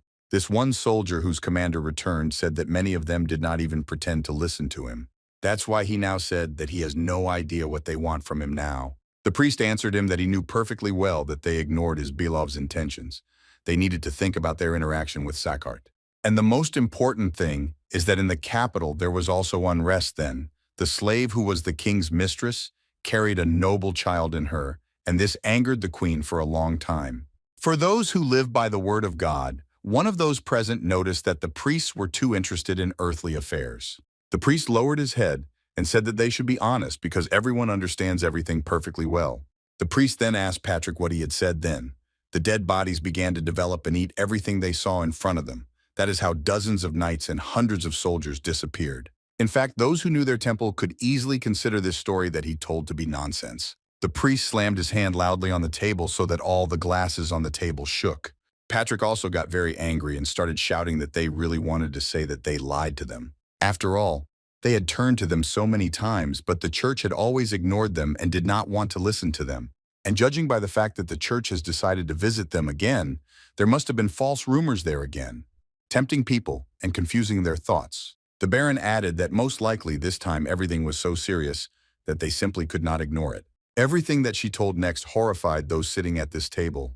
The young man could not even imagine that all this happened in Olima. They continued to tell that they had been for a day on dozens of naked corpses of young boys and girls sitting at the table, thought that it was some kind of nightmare. The young gentleman could not restrain himself and said that these young men and women simply had an orgy and died right in the process. He was immediately reprimanded. The Baroness could not stand it, stood up and told her son to return to his room immediately. The young gentleman replied that he was already 15 and knew everything he needed. The Baroness couldn't help but call him an unbearable child who doesn't know how to behave at the table. The Baron stopped the Baroness and said that it was time for Eden to hear all this, so let him stay at this table. But the only thing is that he should behave decently and not insert his explanations. They liked it very much, the gentleman, that he remains at the table. There was a short moment of silence at the table. Everyone looked at the defense and waited for them to get some kind of explanation. Lawrence broke this moment of silence. He said that he would have expressed himself a little differently, but the young gentleman was right. The deceased slept with everyone indiscriminately. He continued to talk about how these dead people slept men with men and women with women. These words surprised everyone present at this table a little. They silently listened to this whole story. The Baroness lowered her head down and said loudly, "God, please forgive their souls if this is really so." Patrick couldn't resist asking the priest how this was connected to what happened 30 years ago. Lawrence continued to talk about how the temple suspects that some supernatural forces are behind this incident.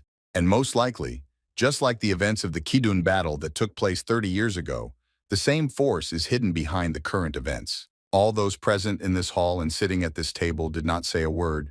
They sat silently, and none of them dared to move. The teacher couldn't resist asking what this could mean, and then a lot of questions were heard. Someone tried to find out how this could happen. Others said that in the opinion of the temple, these fears are not unfounded.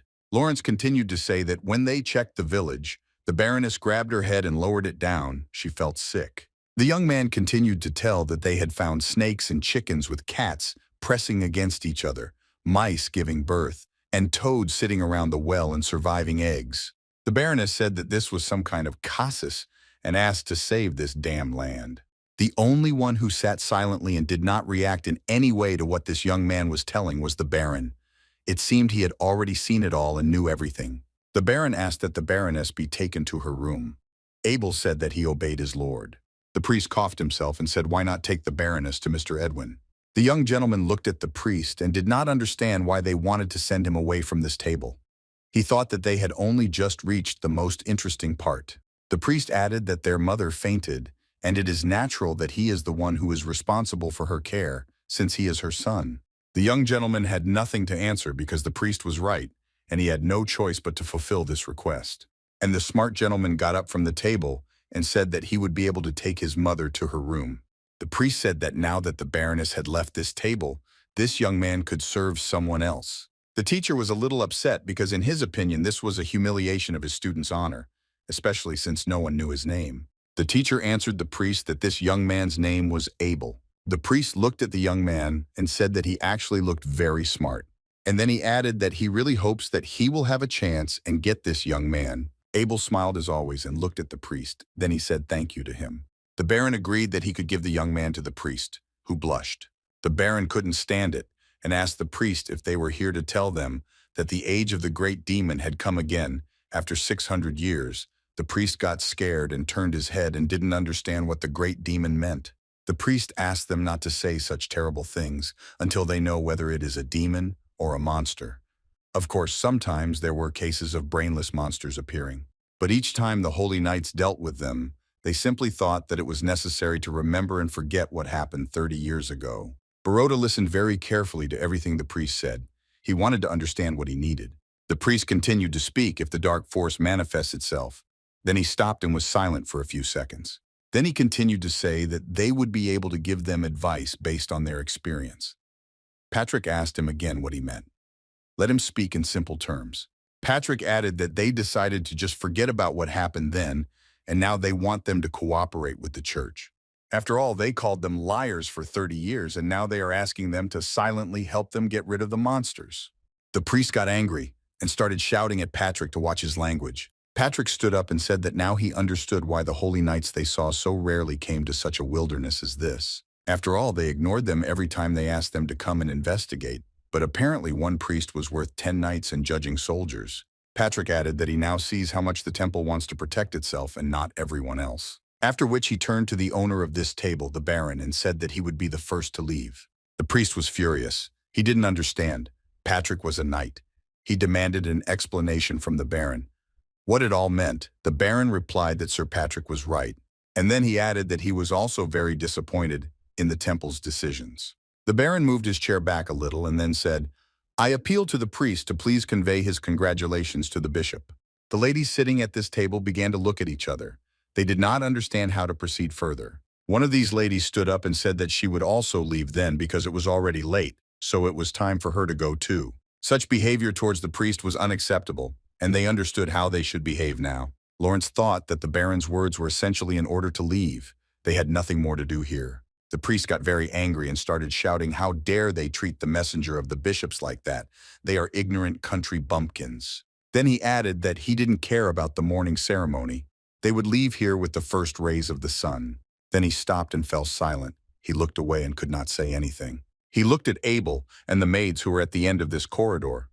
He looked and was silent. One of the maids asked the young man if he had tried hard today and was probably tired, to which he replied that he was fine. Others had worked much harder than him. The priest could not restrain himself and headed towards the young man talking to the maids. Lawrence, when he saw how the priest was behaving, thought that he was a lustful pig and that he could not control himself.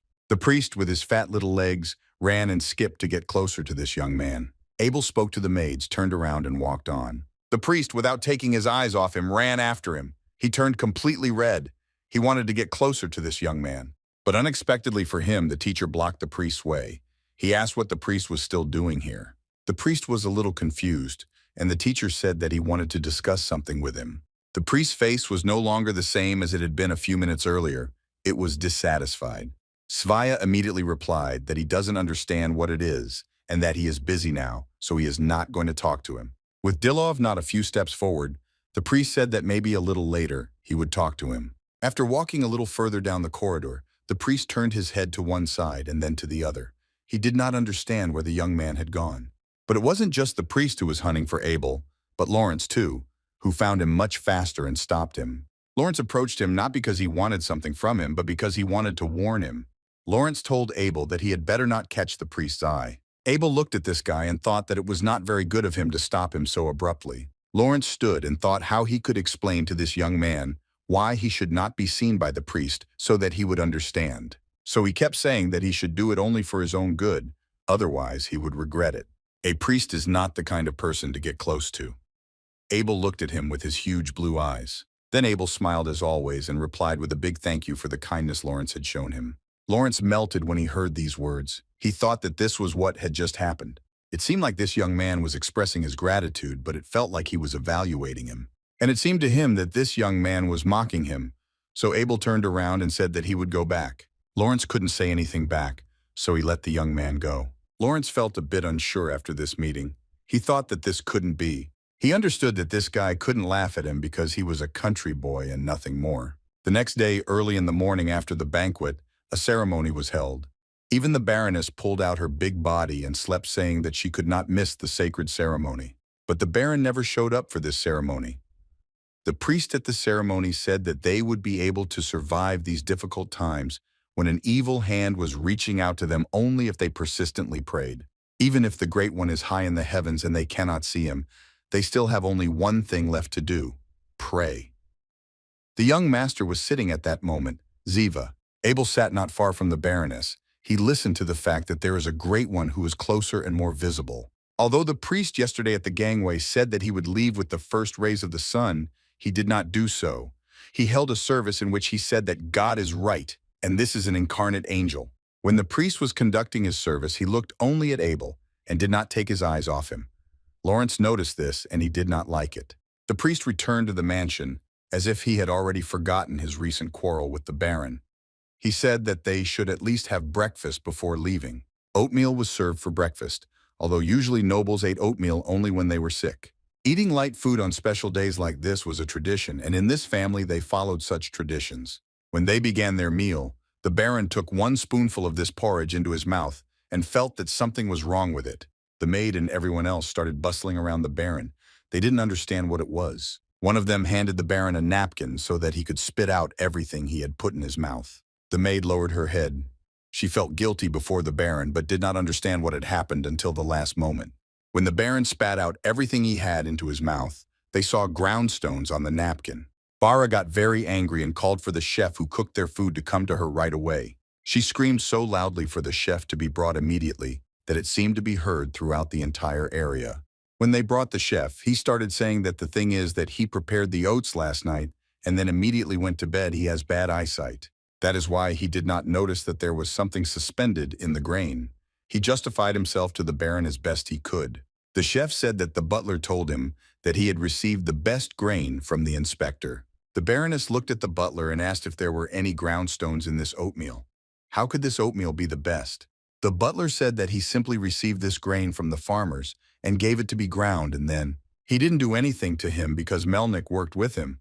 He also thought that he wasn't to blame for what happened. When they started to sort things out with him, the miller started to say that half of the sheep he had ground up turned out to be stone chips. This couldn't be. He did not agree because last fall he was especially careful in selecting oats for milling after that Henry was arrested. No one would listen to him. When he was arrested, he asked Madame to please believe him, but she didn't even want to hear it. Henry tried to explain that he really hadn't done anything like that and that he was innocent.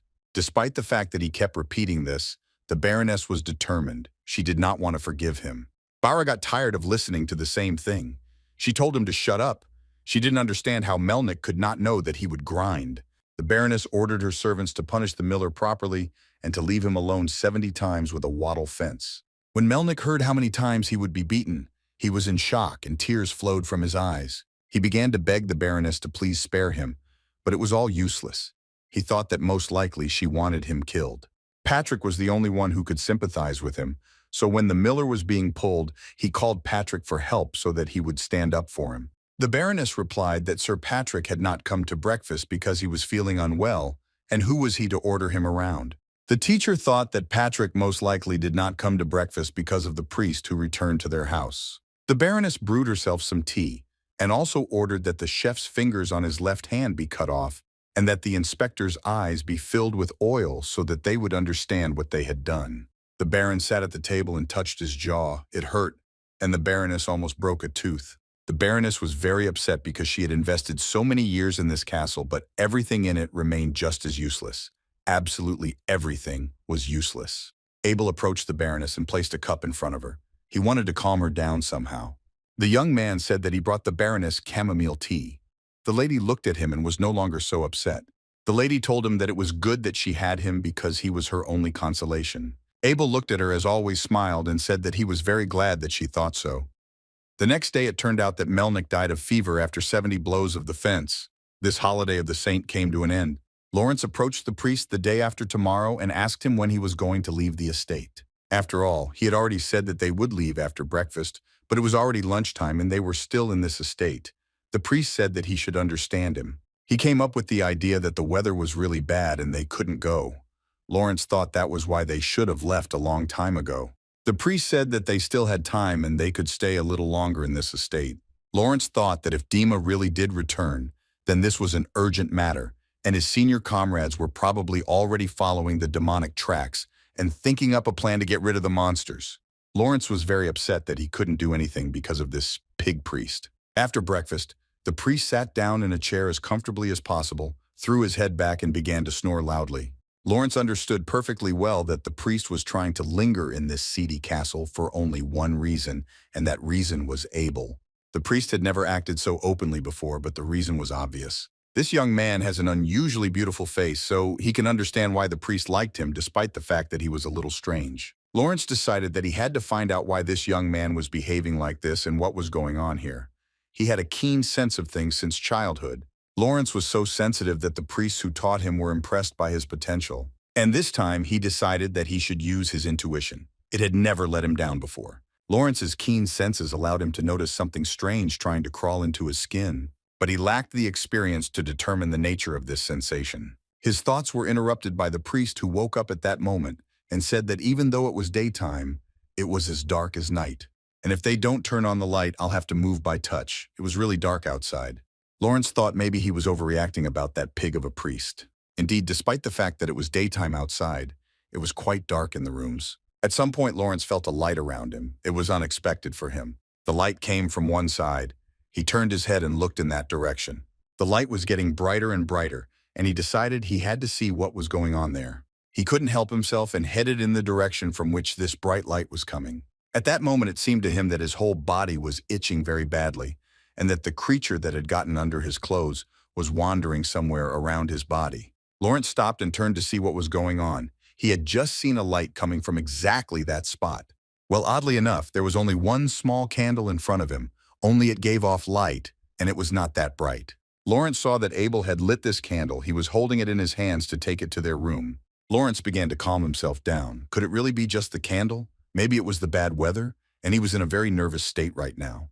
The weather outside was really bad. It was pouring rain and the sky was covered with dark clouds. Lawrence caught himself thinking as he approached Abel. He definitely had red eyes, and that was very strange. The priest was very comfortable in this castle, and he was not going to leave here without talking to Abel. He sat with the Baroness near the fireplace. He was pleased to be in this house. So he told the hostess that it reminded him of the old days. The priest said that the capital also has bad weather. The Baroness asked him again if it really wasn't the same weather. The saint said that he no longer knows whether it is a coincidence or something else, but when he was in the capital twice and both times he was in a thunderstorm. The priest only spoke about this because he remained in the castle and he needed to justify his actions. The priest said that he still remembers it clearly. The first time was when the king's illegitimate child was born. He arrived in the capital and there was the same thunder and bad weather. The second time he was in the capital was when the king's mistress ran away with this child from the palace, and there was also bad weather. The teacher abruptly slammed shut the book he was holding in one of his hands. Until this moment, he had not intervened in the conversation between the priest and the Baroness, but he could not restrain himself and said that it would be more appropriate to call them Prince Iblondomi. And then he added that Madame Kriemhild should be told not to call them an illegitimate child and the king's mistress. The priest turned his thick neck in his direction with difficulty and was indignant.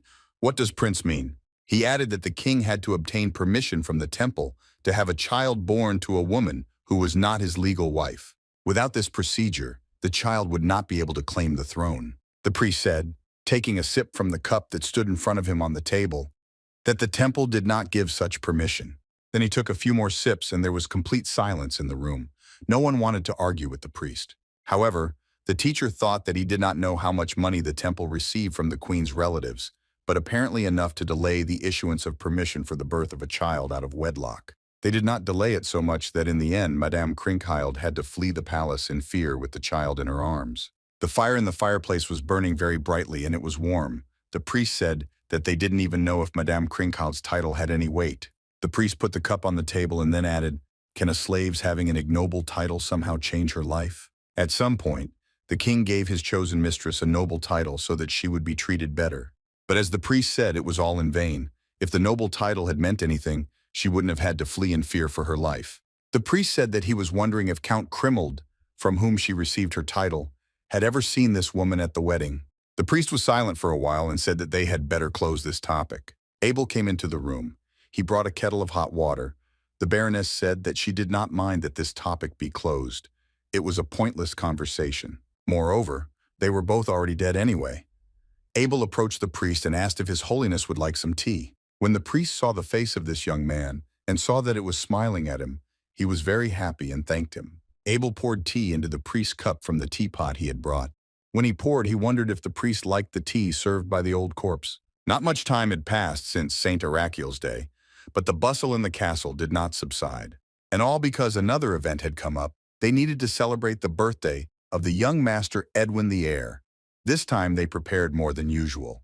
The Baroness believed that despite the tradition of celebrating sacred holidays, her son's birthday should be grand so that her family would not lose face. The fact that the guests did not leave was also connected with this, although the priest said that he would leave the next morning at dawn. Lawrence didn't understand how long they could postpone their departure. A week had already passed. If they didn't leave now, it was unknown how much longer they would postpone it. The priest answered him that if they left today, it would be too rude. They should congratulate the young gentleman. Lawrence understood perfectly well that he had not stayed here to congratulate because the priest had been walking the corridors every night throughout the entire time in search of Abel.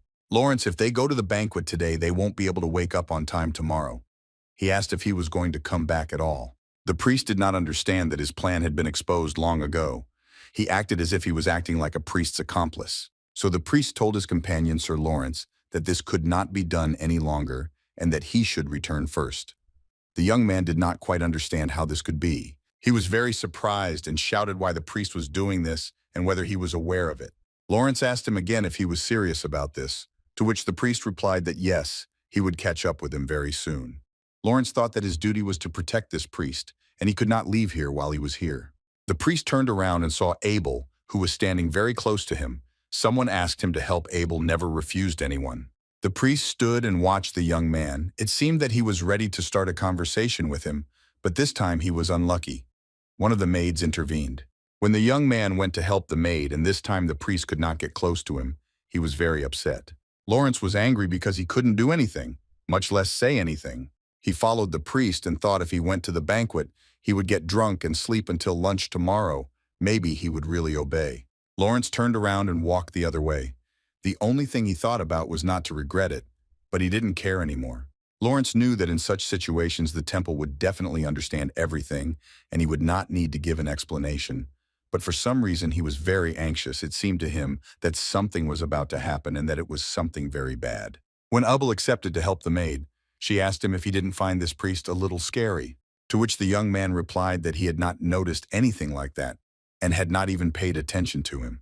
The maid said that it was not only her opinion but also the opinion of others. And she also added that everyone says that this priest looked at him very strangely. Abel took off the linen that needed to be moved. Abel understood perfectly well that of course he looked like a pervert, but no matter what, he shouldn't have shown it.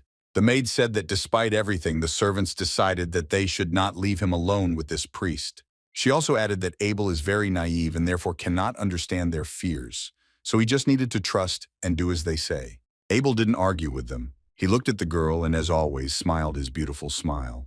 When he smiled, he was so cute, but in reality, he was the most insignificant creature. They continued to hang out the laundry and then dry it. The young man thought that he should give them some luck. Of course they needed luck. By the end of the day, the maid's hands were already dropping, and she didn't have the strength to continue doing anything. Abel folded the linen and asked where to take it. The maid replied that she should take it to the master's room, and she also has to take the tray on which there was food and a glass of tea. Abel asked the gas maid if she is so tired then he is ready to help her. He can take it. The girl was happy, and Abel told her that he was ready to do it because it was not difficult at all. He took the tray with all the food on it and went to take it to the master's room. The maid thanked the young man and asked if she could repay him in any way. He touched her forehead and said that she should go and eat, otherwise she might fall. The girl tried to justify herself and say that she had a lot of work and had no time at all. Abel didn't lose his head and said that there was a way out of this situation too. He was ready to help her. He said that they had some oil left that they used for cooking. The girl didn't understand what oil had to do with it. She said that this time they slaughtered a lot of pigs so they would have a lot of lard. Abel told her that his mother had very dry skin lately, and he heard that peeling skin should be treated with oil. The girl replied that he was right, but that you can't just take the oil, but she took a risk and gave him a little. Abel was pleased that everything worked out for him. His face was as beautiful as always. He was smiling. He thanked her. The room where the Baron was as dark as the rest of the castle. The light fell only bitch, and since it was cloudy outside, it was practically impossible to see anything in the room. You could hear the ram moving around the room and constantly bumping into the corners. Abel went into the ram's room and looked at his condition, and when he put the dressing down in front of him, the Baron began to constantly repeat the same thing at 8. Unexpectedly, for the defense asked him what he saw, the Baron turned his head and looked at him. Then he asked if he was the servant everyone was talking about. He tried to examine him. Abel turned his head towards the ram. At that moment, his eyes were fiery red. He wanted to know what the Baron saw that day. The Baron lowered his head down and kept muttering something incomprehensible to himself. He looked crazy. Despite this, the young man tried to find out what he saw that day. The Baron's pupils narrowed, and it seemed that they were not there at all. Snot flowed from his mouth. He was all sweaty. Abel came closer to him, looked at him with his red eyes, and kept asking him what he saw that day. The young man wanted to know what he saw on this day 13 years ago, on the day when his comrades and soldiers died. He slammed his hand against the wall. Then the young man bent down and looked him straight in the eyes. He asked back the same thing he saw. Baron's eyes turned as red as the boy's, but he couldn't tell him anything. Then he started talking about how he had seen many battles, but that time everything was completely different. Everything was covered in blood, and his subordinates. They said that they would buy him time and he should run along the bypass road to the west. Then the Baron replied that he could not do this because he could not leave his people. But he was told that Milad must hurry if he wanted to stay alive. He had never seen a battle more terrible than that. Everything that moved was eaten. He saw many people who had red eyes and they kept saying the same thing, that they were hungry. They could be called things that you couldn't even call corpses. The Baron ran away and tried to take all the survivors with him. There were very few of them left, but it seemed to him that he had to lead them out of the battlefield. It was a bloody battle, and he still remembered everything that happened then. One of his subordinates told him if he couldn't come back then, he should become her daughter's godfather. And the very next moment, this soldier was no longer alive, and he could not help him. At that moment, the Baron was on his knees and wondering why this had happened and what he should do next. He thought that his friend was supposed to come back and see his daughter become a grown bride, but most likely it was a curse. After this battle, they had to bring this terrible news to all the dead. It was very difficult for the Baron to return to his friend's house and say that their husbands were no longer alive. He saw the faces of their wives who had aged in a few minutes.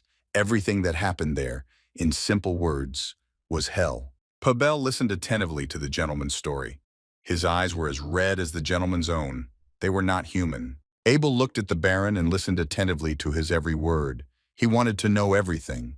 The Baron continued to talk about how they ate everything in a row.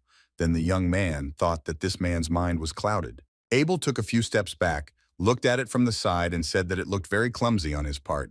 Then he came closer to the Baron and still wanted to deal with him, but he understood that he could not do it yet. He adjusted the scarf on his neck, realizing that a rope would look much better on this neck. However, he can't do it today. He'll have to settle for just fixing it because he has to attend his son's birthday. After which the young man left the room and slammed the door loudly. At that moment, Abel heard someone behind him calling him and asking him to stop. It was Lawrence. He needed to say something to this young man. Abel asked him he wants to tell him something else. Lawrence was a little confused and stood there not understanding why he stopped him. Then he collected his thoughts and began to say that something was simply wrong here. He felt it but could not yet understand it. Lawrence noticed and said to the young man that he felt bad energy and that this energy was coming from this floor. He couldn't explain how he felt it. He thought that a commoner wouldn't be able to understand a priest. Abel listened to him attentively, turned his head and pretended to be surprised that he didn't understand anything. Then Abel asked for forgiveness and said that today was the banquet for the young master's birthday, so he had to help in the kitchen. Lawrence looked after him and said that everything was clear to him and he would not detain him. Lawrence stood there for a while longer, looking after the young man. Timon turned around and walked back, thinking that he was worrying over trifles. Abel also turned around and went the other way. He thought that this guy had a good sense. At that moment, he realized that he had to be as careful with it as possible. Abel thought that despite the fact that he had a good sense, it wouldn't stop him from finishing them all off today anyway. He went up to his horse, stroked his neck, and told all the people who were seeing him off that he was already leaving. The girl touched her face with her palm and said that she was very sorry that he did not want to stay with them a little longer. He nodded his head and smiled awkwardly after that and said that unfortunately he couldn't stay here any longer because he felt like he was abusing the hospitality and he didn't like it. He smiled again and put his hand on the horse's mane and after that said that he had a long way to go, so he was forced to set off on the road. After that he looked at the girl with his beautiful blue eyes and said that he thought he would feel relieved if he left first, but unfortunately, everything is more complicated than he thought. He looked at the maid who stood behind everyone, and vice versa of this palace, which seemed dark and gloomy to him, and said that something was bothering him. It seemed to him that he was leaving something that he shouldn't leave. He raised his head up, looked to the side, and thought that he didn't understand what exactly he had missed. The girl, along with the fat man and the priest, moved their eyes to the side and closed them. After the priest cleared his throat, he looked at his partner and said that it was time for him to leave here. The guy turned his head back, looked at the shiny, bald head of this fat man, and said that everything was correct, and he was just about to set off on his journey. After that, he put his leg on the saddle and threw his other leg over so that Asha could carry the horse. He looked at them and thought that he should be worried about the safety and security of the poor boy. But for some reason, his head was occupied with something else. Well, I looked at that nasty priest again and thought it was very strange, but he was no longer worried about that fat man because the priest praised Lawrence's instincts to their instincts. The horse raised its head, and the voice said that at the same time they were worried that he was not yet mature enough, and therefore advised him to develop patience and self-control in order to deservedly be called a holy knight. He saddled his horse and then set out on his journey. The priest did not know that their advice would backfire on Lawrence's mission to protect Baldwin. The boy had been watching him from the window of his room all this time, and thought that perhaps he would go unpunished if he killed the local petty priest. He looked at his hand and thought that it irritated him that he couldn't get rid of the boy, but nothing could be done about it because the time hadn't come yet. He took a big step forward and said that he was forced to lie low, but still something was bothering him. He looked ahead with his red eyes and said that today there would be a banquet, and he would finally feel a little better, and he would be able to quench the thirst that he had been suppressing for a very long time. The warm evening sun illuminated the roofs of palaces, houses, and castles. A large crowd of people lined up and slowly moved forward, waiting to let the people ahead of them through. People had sadness on their faces, and they were all worried and upset about something. The gentleman stood above and watched them through the window. He was an old man, a green tailcoat and smart clothes. He looked down on them and said that he didn't like these village people because they always irritated him with their appearance alone. He touched the large wooden cabinet with his palm and thought that he could not believe that they allowed this rabble of animals, wallowing in the mud, to enter their noble castle. The idea of letting the peasants into the banquet belonged to the Baroness, who wanted to show her generosity in this way. But she herself could not think of it, which meant that someone had talked her into doing this, and Inessa said that the angels would bless Edwin if he did something good on his 15th birthday. He looked at them with a displeased look and said that he found it very funny why she changed her mind so abruptly. He was sure that it was all connected with this bastard who was whispering something in her ear. He remembered his appearance. It was as if he had appeared before his eyes. He said that he no longer understood who this arrogant bastard was, a whipping boy or a personal servant. The table was filled with various foods that were prepared especially to treat the guests, and he said that he figured out the plan of this scoundrel, and he wants to give his mother and neighbors a taste of luxury that he can enjoy himself in this way to brag. After that, he hit the door with all his might and got angry. He was very angry about all this and said that he was too kind precisely because of this servant. I don't know my place now, but he will show this idiot and the others who they are. After that, he turned his head to the side, looked out the window at what was happening below and was surprised. He noticed a guard standing below near the gate holding an island of spears in his hands. This guard was telling something. But suddenly the same boy approached the guard and started talking to him about something, but the gentleman couldn't hear what they were talking about from such a great distance. After the young man said something to the guard, he turned around and started walking away somewhere. But the boy continued to stand in the same place. The gentleman is tired. I am very interested in what happened down there. What they were not just talking about, but the funniest thing was that the gates began to close, and he did not understand what the reason was. The guard ordered the gates to be closed, and after that the gates actually closed. The gentleman continued to look at this boy who was smiling and pretending that everything was fine. But the gentleman did not understand why the gate was closed. You only don't close it at night. People were standing below all this time and excitedly discussing something among themselves. Gentleman tired. I wonder what is happening in connection with, if the gate closes now, it will be difficult for farmers to get home. He continued to look out the window and said that he didn't really care because whether these commoners would have any difficulties or not was not his concern. At that moment, the gates finally closed and a loud bang of wooden gates hitting the ground could be heard. The lady came out to the center of the stairs and loudly announced that in honor of the celebration of her dear son's 15th birthday, she decided to arrange this party. People were very excited and did not understand why they were all brought here and what these rich people would demand of them now. It scared them because nothing like this had ever happened to them before. The red-haired boy said that he also does not understand why they were brought here, because the Lord said that they needed to come here, and they just didn't come. Suddenly his expression changed, and he turned pale, and a drop of sweat ran down his cheek, and he thought that today was a very strange day. Suddenly, they heard a male voice that announced that he, as a ram of the northern eastern lands, had generously decided to invite all these people to his banquet, and said that he hoped that they would enjoy these treats. When people heard this defense and saw the table with food that was provided for them, they were shocked because they could not believe their eyes. It seemed to them that it was just a dream. They opened their mouths in surprise and could not believe that this was all true, because it seemed to them that it was some kind of trap. But when the Baron announced that they could begin eating, the people turned into real monsters. They ran like zombies, stretching out their hands forward, feeding food from the table. They were not ready to share this food with anyone. They behaved like dogs that had broken loose from their chains. Their behavior was disgusting, and they were constantly fighting and pushing, trying to take a piece of bread or meat from each other. The girl stood in the center of this mad crowd all this time and thought about only one thing: where is Abel now? But suddenly she heard some strange sound behind her and immediately became wary. She felt uneasy and seemed to sense that something was wrong with this space. The floor beneath her feet seemed to begin to vibrate and slip away from under her feet. She said that this couldn't be and that she couldn't believe it. The man noticed that the long-haired guy was looking at her with his disgusting gaze. He watched him closely and thought that he would hear that he had gotten a little better lately. He continued to watch them for his behavior, but he did not do anything suspicious and looked more or less good. The lips moved slowly. Chunk-Yu was constantly muttering something under his breath, but it was he who spoke that no one could hear. But if you look at Kiev closer and pay attention to his eyes, you will see a large number of veins that appeared in his eyeballs and his red pupils. The guy became curious whether everything was really okay with him, or whether he was just pretending so that it wouldn't be obvious from the outside. But suddenly he looked in the other direction and noticed something suspicious down in the hall where the villagers were now. He heard the dishes constantly breaking and the glass flying in different directions, and he felt uneasy for this. He began to carefully examine what these people were doing now, and what he saw scared him because he expected such behavior from them. What was happening now was a complete mess because food was scattered on the ground and glasses and plates were constantly breaking due to their carelessness. He stood up when he saw all this. It was hard for him to watch these people, and then they behaved terribly. But suddenly he noticed something else in the crowd.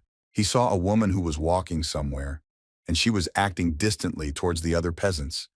And why didn't this woman fill her stomach and pocket with food but just wandered around alone? He thought that this was Abel's adoptive mother, but the charters are interesting why she doesn't eat. She was constantly wandering around the great hall and shouting his name. Abel, she was trying to find him, and she didn't care about food, she just wanted to find the boy. He lowered his head down and squinted his eyes. He said that he felt somehow unwell and he was starting to feel nauseous. He stood up from his chair and said that he needed to get some fresh air, so he wanted to go for a walk, and then he turned around and left. He walked along the corridor and thought that he was wondering where Mr. Edwin had gone. He constantly scratched his head at the back and thought about the banquet that was arranged in honor of his birth, but he himself was nowhere to be found, and it looked very strange. But then he began to think, and noticed that not only Mr. Edwin had disappeared, but the Baroness teacher had disappeared along with him, and the priest had also disappeared.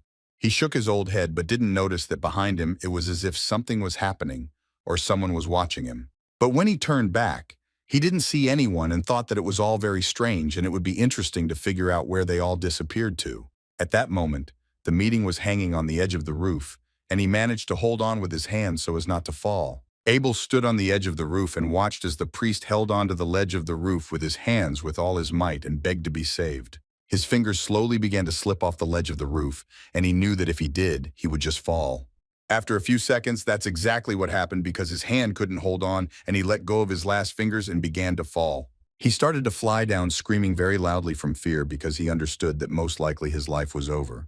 But Abel at the last moment held his leg with his own feet so that this fat priest would not fall. Abel watched this fat idiot suffer and continued to hold him down with his legs. The priest began to slowly lose consciousness because the blood was rushing to his head very quickly and it was becoming difficult for him to breathe. Time skips to a few hours later when he shot out the door and hummed his favorite tune with his lips. But suddenly he heard someone's footsteps quickly approaching him, and he immediately drew the attention of this person. He saw Abel pass by him and the priest's cheeks turned red because he immediately began to imagine his vulgar fantasies. The priest called Abel and asked him to stop, after which the boy froze in place and stopped going further. The priest did not know how to start a dialogue with this boy and what to tell him, and saw that the boy continued to move forward. The priest that this is his chance to interact with this boy while they are still here together and there are no strangers nearby. The priest couldn't keep up with the boy and asked him if he wanted to wait for him and walk a little slower. He felt that my cheeks were starting to blush even more and beads of sweat were running down his face. He said that he wanted to talk to the boy about something very important. Abel stopped at the top of the stairs and looked down at the fat man. He smiled and realized that his plan had worked and that fat pervert had fallen into his trap. But the fat man didn't know about this boy's insidious plans and thought that he was just lucky and that his day had finally come to take advantage of this. Abel didn't say anything to the fat man and just continued walking up the top floor where there was no one now. This behavior began to anger the priest and I tried to rest as quickly as possible, constantly moving with my little legs. Abel continued to climb up the stairs faster and faster, and the priest could not keep up with him and quickly got tired. When he climbed several floors up, he felt that he was running out of strength and it was becoming harder to breathe. Well, when he finally climbed onto the roof after this boy, he stopped and began to turn his heads in different directions in order to find him. But I still managed to see this guy and was finally able to catch up with him. He looked up and said that this boy was so shy and kept leaving him that he finally decided to accept his priest and give him. The priest looked around and saw that they were on top of the tower and said that Abel had taken him to such an amazing place that he had never been to before. He continued to walk forward, moving as fat little magician said that the boy would not regret it. He continued forward and his cheeks became redder and redder. He said that he was giving pleasure to many children and promised that Abel was pleased. Abel's head and looked at him. The priest said that all children are the same. At first they say that they don't like it, but then they become honest and admit that they like it. And at that moment, Abel smiled. Abel spread his arms and said that the priest at that moment realized that his dream could now come true. His cheeks turned red so much that it was impossible not to see it, and he said that it finally happened. After that, he smiled very much and was happy about what was about to happen between them. Even though he was very tired while climbing up to the roof of this building, he still found an interview to run closer to the boy and grab him by the waist with his nasty, thick fingers. At this point, Abel simply continued to stand in place and waited for me to run closer to him. He stood with his arms outstretched and was about to embrace this pervert. And to the priest, the boy looked like a godfather's rag to a bull. Suddenly, Abel's eyes changed and began to glow with a bright red light, as if they were the eyes of some demon. The priest didn't notice anything because he was completely consumed by passion for this boy. The fat man stretched out his hand to grab him and shouted that the boy was finally caught. At that moment, Abel simply stepped aside. The priest began to feel that there was nothing under his feet, and he slowly began to fall down from the roof of this large tower. It was an incredibly high tower that touched the top of the book itself, and if you fall from such a height, no one will survive, and when you hit the ground, you will turn into a pancake. The priest tried to hold on with his hands to the ledges that were on the roof and asked Abel to help him not to fall. Abel looked at the fat, disgusting face of this priest and thought that if he went down, it was unclear where he would land. Suddenly, the fat man felt some very strong pain and screamed very loudly and asked the boy to stop. But Abel pressed his naked leg with all his might on the fat man's leg and tried to make it as painful as possible. The fat man had been hanging upside down for a long time, and it was getting harder to breathe with every second. But he tried to raise his head and see what was happening on the roof and what Abel was doing. The guy at that moment was standing on the roof and holding a sword in his hand, and a smile was visible on his face at that moment. The priest was scared when he saw the sword in the hands of this guy, and he did not understand why this boy needed a weapon. The priest looked him straight in the eyes and shouted that the guy had gone completely crazy, and he had to stop this immediately and save him. But Abel laughed when he heard the fat pervert's request, and said that he simply didn't understand his humor. The fat man understood that his request for salvation was not helping. He began to threaten the guy with his status in society, and said that if he did something to him, Abel would simply be killed or imprisoned. But Abel was not afraid of these Raz and just continued to stand and look at him and hold the sword in his hand. Abel decided not to waste time and swung his sword to strike. The fat man saw the guy swing his ice cream and began asking him to stop and not do it again. Suddenly, the sword hit him right in the face and split his head into two halves, and blood began to fly in different directions. Abel cut his thick carcass into two halves and then released him to fall down. At that moment, the gentleman was lying on the bed and thinking about something very anxiously.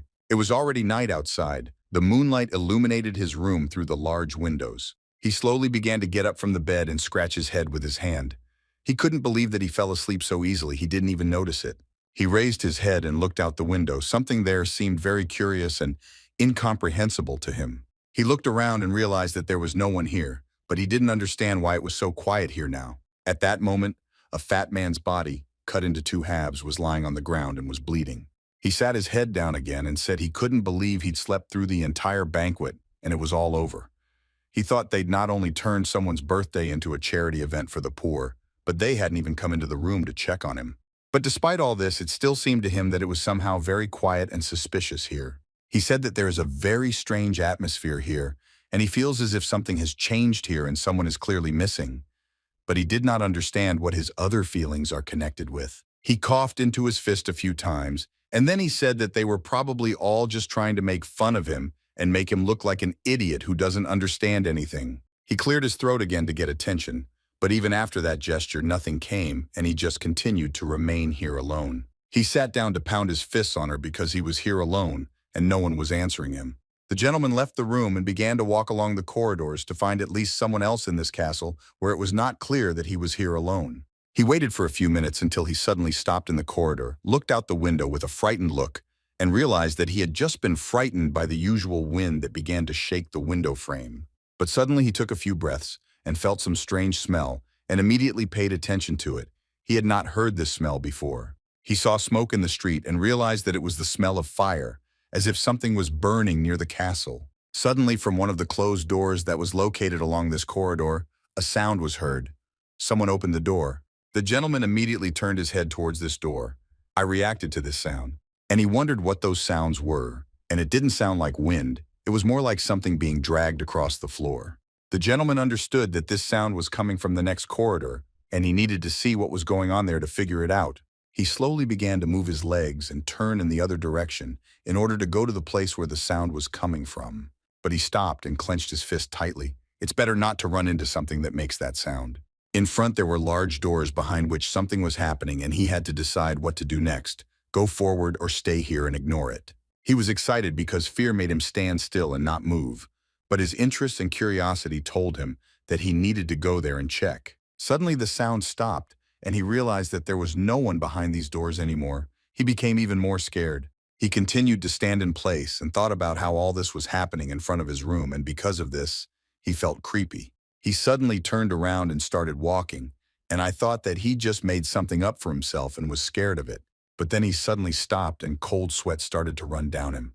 He knocked on the door and asked whoever was in the room if he was okay, because he had locked himself in his room and might be hungry. He slowly walked up to the door and took the door handle in his hand and then pulled it down to open it. He heard his mother's voice from behind the door of the room. He let go of the door handle in fear and removed his hand.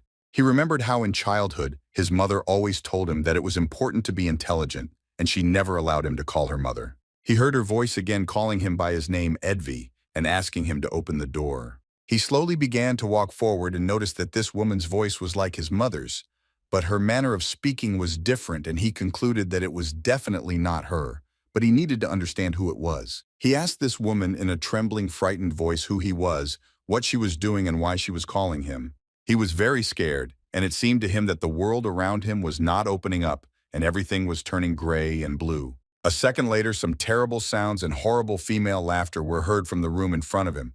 This laughter was as if from the underworld. Suddenly this laughter disappeared somewhere and it became very quiet again. Her voices continued to be heard from behind the door, and she constantly asked Edvi to open the door. But after a second this voice fell silent, and a new voice appeared behind the door of this room. It was the voice of his father, who also asked him to open the doors and enter the room. He thought that this was very strange and took a step forward to approach the door again, and heard another servant's voice, which I turned to the young master and begged him to open the door. The voices inside this room became more and more, and it began to perform. Then it turned out that something very strange and paranormal was happening. A man knocked on the door and said that the gentleman had not done his homework today, and asked him to open the door again. From these votes he stopped feeling uneasy. He paid attention to his hands. They were shaking very much from fear because these voices were very frightening.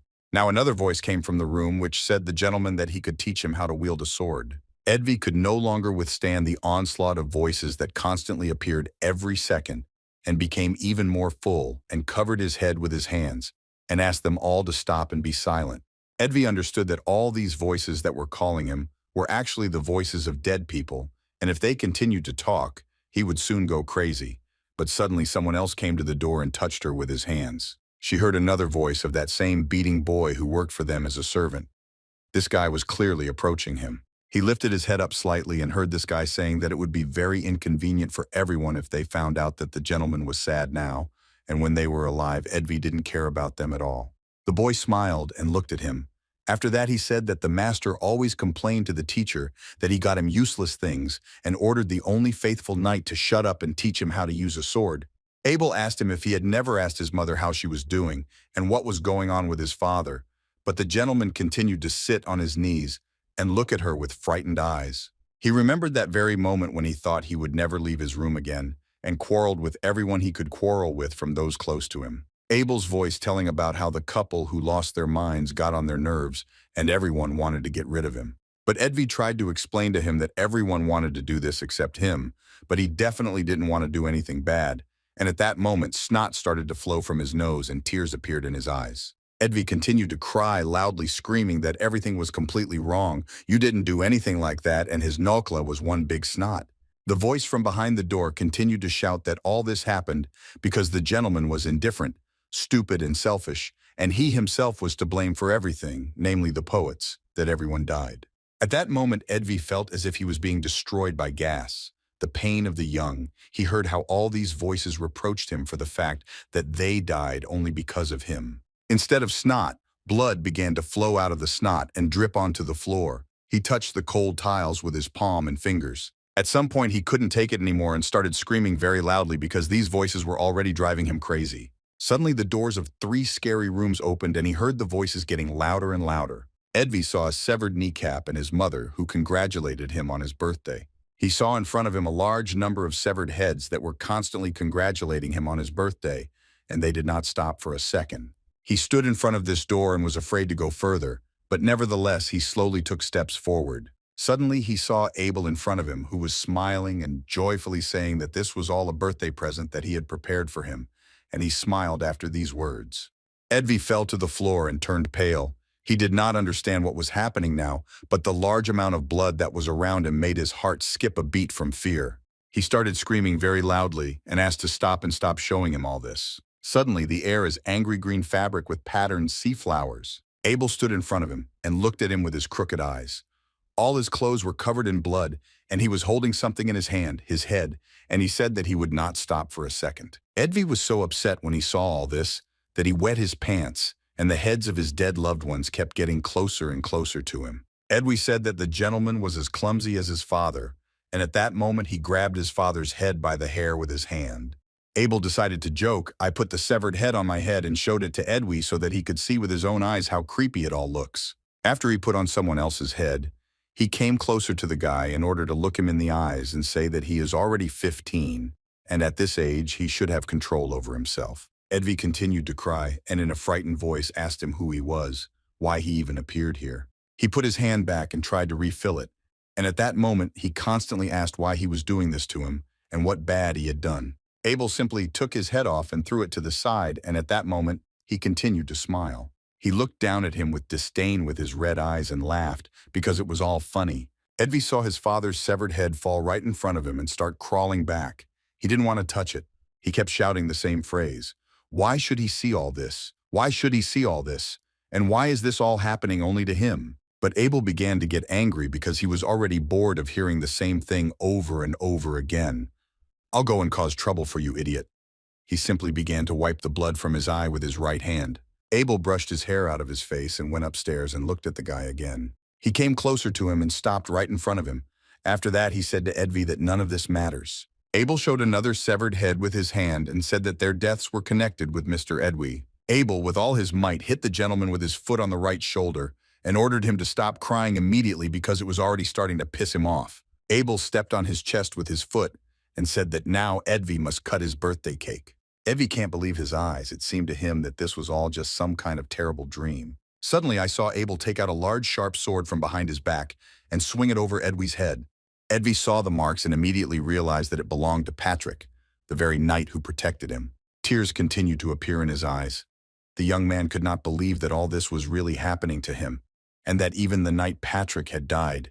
Even he could not protect him. A moment later, another splash of blood appeared in the room, and the walls of the room were stained with this blood. Abel, at that moment he continued to look at the dull face of this fool and smiled as if nothing had happened.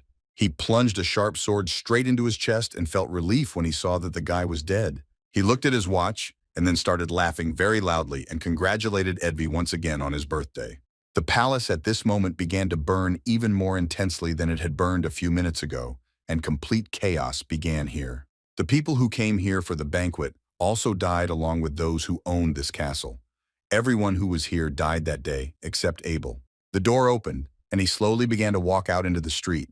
He raised his hands up to do some stretching, and his clothes were all stained with blood. Edvi, well, what's there to laugh about, and said that it was all fun, but now it's time for him to leave here. But suddenly he heard someone's voice calling his name and turned his head to see who it was. In front of him stood a woman who had been looking for him in this palace all evening.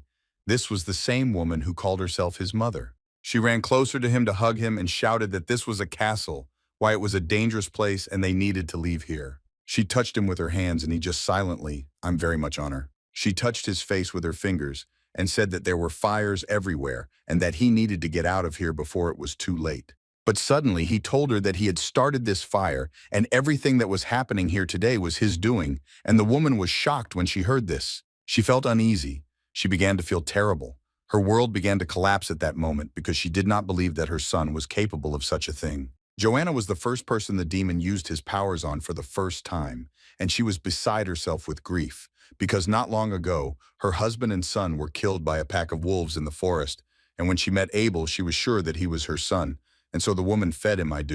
He took both her hands and let her touch his face one last time, and he told her that Abel was the name of her son who had already died. He looked at her, grinned slyly, and then said that her son didn't taste as good as he looked. She wasn't supposed to know the truth about what happened to her child, but once she found out, she didn't know how to react. Abel continued to smile, and he was wondering how it would react to this news, whether it would pay extra or get angry, or maybe she would curse him. Suddenly, the woman slowly began to move her lips and tried to say something with her trembling voice. She touched Abel's hand with her palm again and told him that it was very dangerous here, and they should leave before something bad happened to them. Abel was shocked when he heard such a reaction from her. He could not believe that she had let all his words go through her ears and did not take them seriously. For what moment did he now freeze in place and not move? He needed to think about everything that this woman had just said, because for him, it was very unexpected. She looked at him and smiled her sweet feminine smile. She looked at him as her son and called Abel her baby. They stood opposite each other for a few minutes, holding hands, and they resembled a statue dedicated to the eternal love between a mother and a child. Abel smiled and answered her that he agreed with his mother, and they should leave here. And at that moment she saw in him that very baby of hers who replaced her child, but unfortunately she could not understand it. Joanna also smiled at that moment and exhaled with ease, because her son agreed to leave this dangerous place. Suddenly she felt some strange energy waves that passed through her brain. It was something like dark energy, and she began to feel pain. Abel saw Joanna take her hands away from him and slowly move back. He understood what was happening to her now, and so he just watched her. The fire was getting closer and closer to them, and Abel knew about it. He knew perfectly well that the fire was already very close. After a moment, her clothes started to burn and her skin slowly started to fry, and she started to feel incredibly strong pain because she was burning alive. She stood in the center of this fire, and it gradually approached her, enveloped her from different sides. She did not make a sound despite the fact that she was in incredible pain, and she just stood and looked at Abel. Suddenly she looked down, smiled again, and said just one word, "Thank you." That she thanks him for the fact that the demonic hypnosis finally disappears, and she can return to her son in the afterlife. Abel continued to stand and watch as she burned to the ground, and only ashes remained from her, which flew into the air. Before she died, Joanna began to remember moments with her child. She remembered stroking his hair with her fingers and telling him that cuckoos don't lay eggs. He listened to her attentively, and his mother continued to stroke him, and she continued to talk about how animals wear fur on their bodies. The boy had already closed his eyes and was slowly beginning to fall asleep, but his mother continued to tell him that darkness wears skin. She told that the first ones hide in the nest, the second ones wait for their prey, but the Chachma always waits for the prey to be brought to her. He saddled a horse that stood near the burnt castle and galloped on his journey. The horse ran very fast and high. It raised its hooves while running, especially when it needed to jump over something. What a moment it was when I stopped and raised my head up to look around me. Well, he stopped his gaze on one of the stars that was in the sky at that moment and said that one day he would repay the debt and give her the sweetest ending. The scene shifts to the night before Edwin's birthday banquet. A man with a monocle on his left eye sat in front of him and asked in a surprised voice why the boy didn't want his name written down. The boy explained that he was worried that he would be a burden to them because he was of low birth and would hardly be suitable for them. The clerk thought for a moment, but after that he still agreed with him. The man answered the boy that he was really very wise, and for some reason he had completely forgotten about it, and in fact his wisdom was a huge talent. He took the document in his hand and handed it to the boy. He said that this is the very document that certifies the status. The boy smiled and heard the man say that from now on he would not have to suffer because of his situation. The boy thanked the man for such important help, and then took the document from his hands.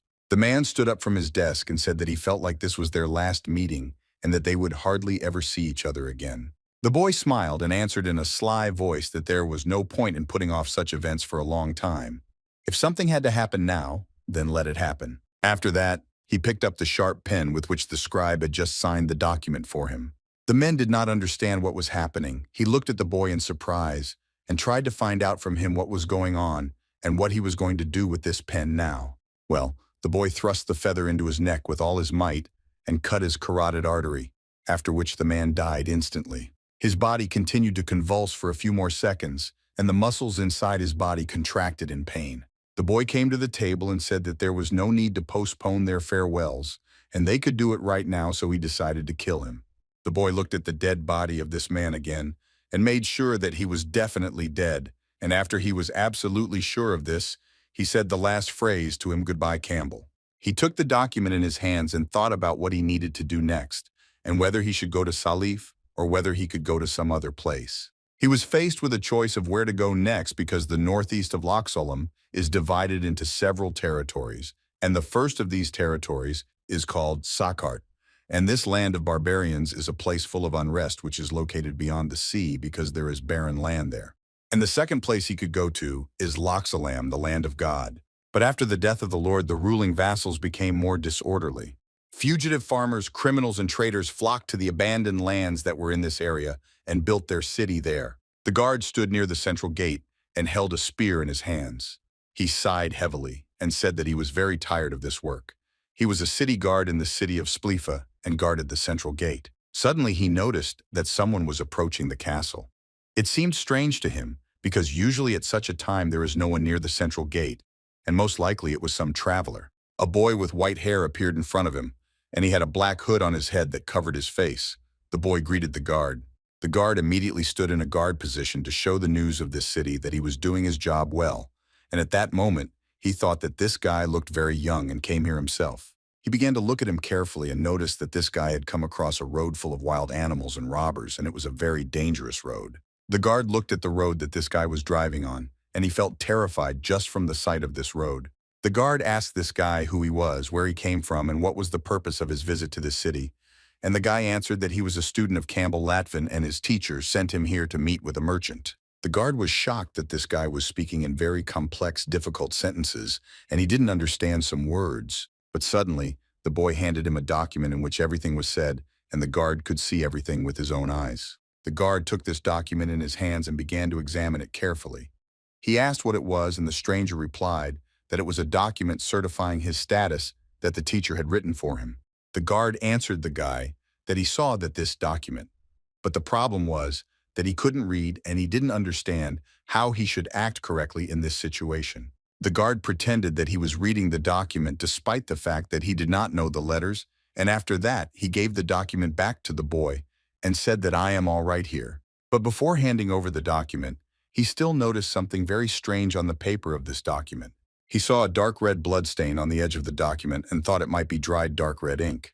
But the boy suddenly snatched the document from the guard's hand and said that he had been holding it in his hands for a long time and could have checked everything thoroughly during this time. He didn't want to stand here any longer and wait for this guard to wake up and say that he showed all the necessary documents and could enter the city.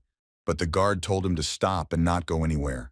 The guard asked this guy if he even knew what kind of place it was and where he was going to go now, and the boy answered him that he knew perfectly well what kind of city it was and said its name was Salifa. The guard coughed into his fist several times and then said that before entering the city, you first need to pay. But the boy replied that it was very similar to extortion of money and corruption, because no one pays taxes in a free city, and the guard felt awkward about it. But the guard said that the duties are taken by Mr. Rodner, and that this is the man who takes care of this city, and whom God himself trusts. The boy asked him with a surprised voice and curiosity who Mr. Rodner was. The guard answered him that he was the highest-ranking person in Salif, but the boy immediately asked the guard what this gentleman did. The guard was surprised when he heard such a question. He was even confused for a moment and did not know what to answer. But the boy interrupted him and said that he wanted to know what this man was doing in Salif. The guard answered him that this gentleman was doing business in this city, but the boy reacted very coldly to this information. He came closer to the guard and said that this man is an ordinary merchant who has a stingy character before coming to power after the pillar of the rich. The guard didn't understand what this guy meant now, and the boy replied that it didn't matter and he just had to obey Mr. Rodner because this man was the highest-ranking person in this city. The guard said that he doesn't want to deal with these smart words that this guy keeps saying, and he has to pay 1 silver coin if he doesn't have any other luggage. The boy took out 1 silver coin and threw it to the guard. The guard caught the silver coin and looked at it in surprise. He looked at this shiny silver coin and thought about how this child had so easily paid him such a large sum as if this money had no meaning for him, and he assumed that this boy could be a nobleman. He held this silver coin in his hand and looked at it carefully. Suddenly, the guard ordered the boy to take off his hood and show his face. But the guy raised his head up and looked with his red gaze at this guard and just remained silent for a while.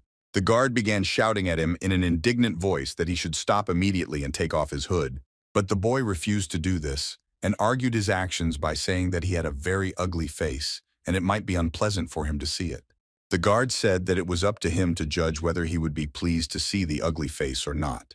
He ordered you to take off your hood again. He was very interested in what this boy was hiding under his hood. He looked at him carefully and thought that it all looked very strange, because this boy had overcome such a long journey alone. The guy kept looking high at this security guard. The whole thing was that there are no laws in the area, and it is very unsafe to be here, and most trading companies would not even dare to wander here without security. But this boy got here safe and sound alone, and it was strange.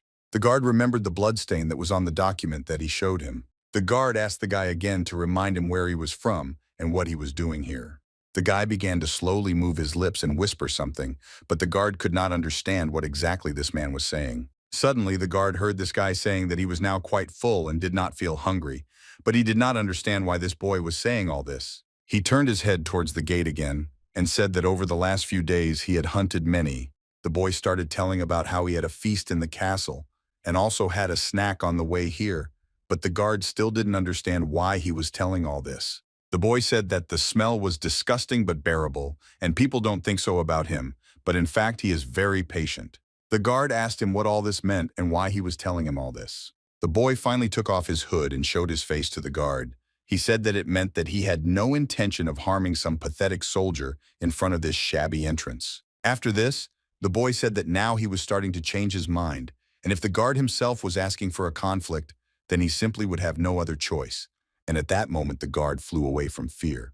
The guard began to squeeze his spear tightly and his hand began to tremble, after which the boy asked if there was a church in this city, and the guard replied that there was a church here.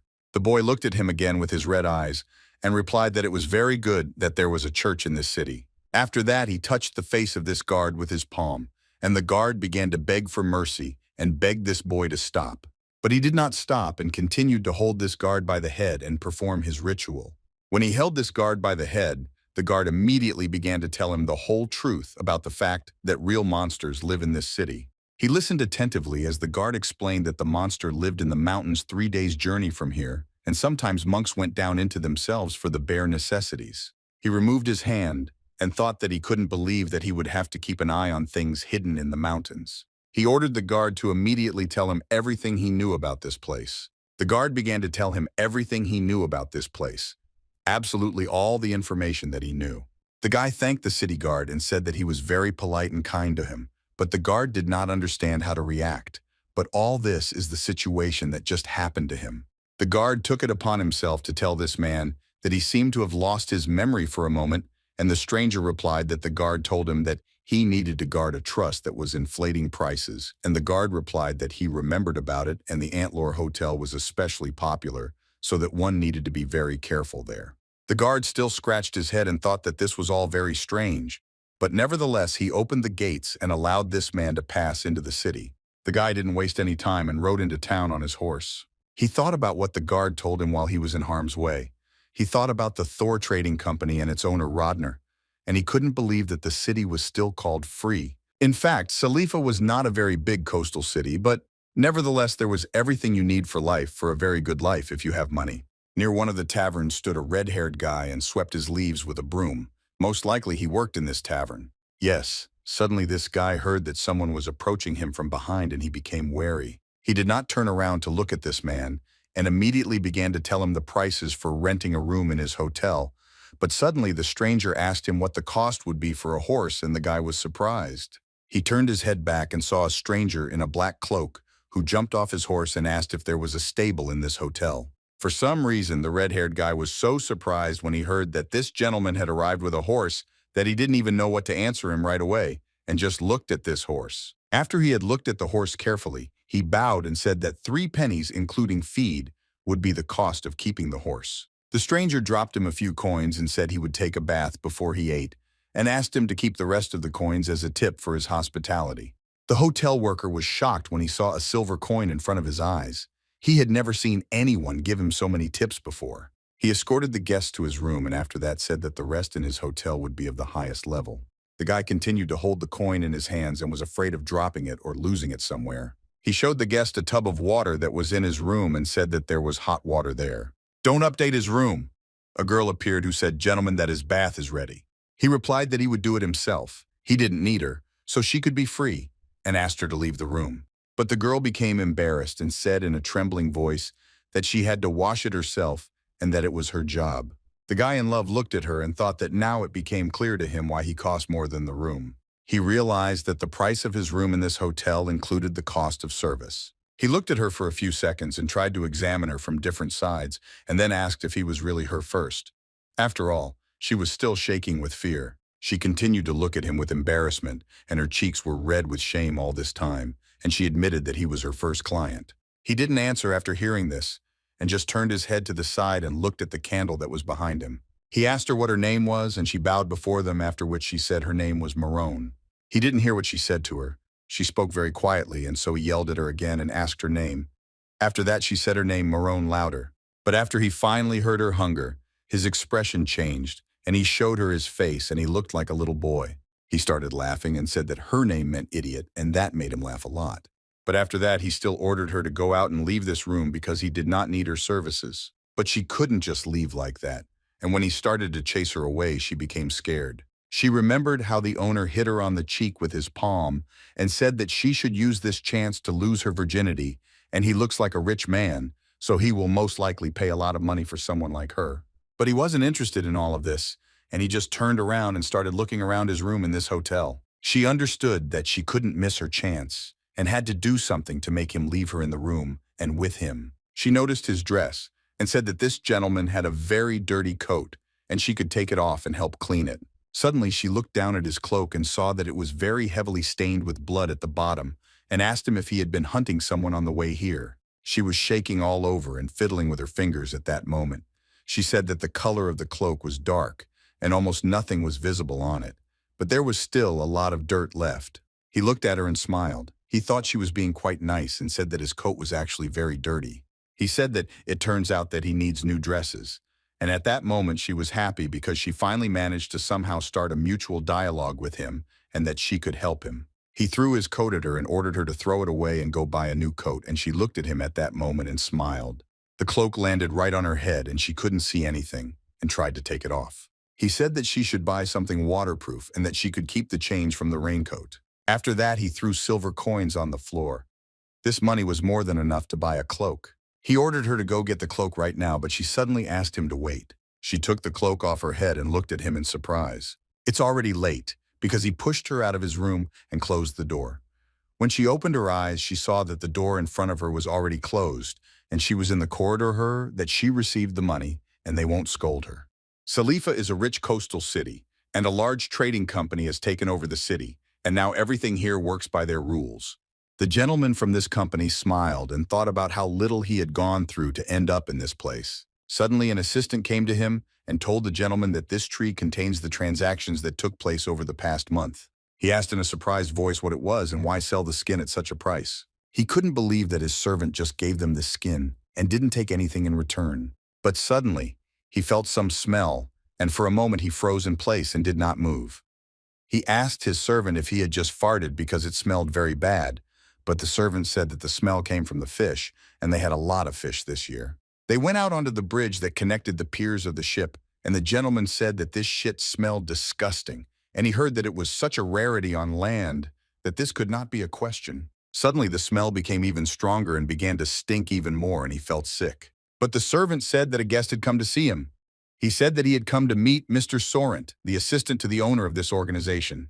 The gentleman asked the security guard who had come to see him.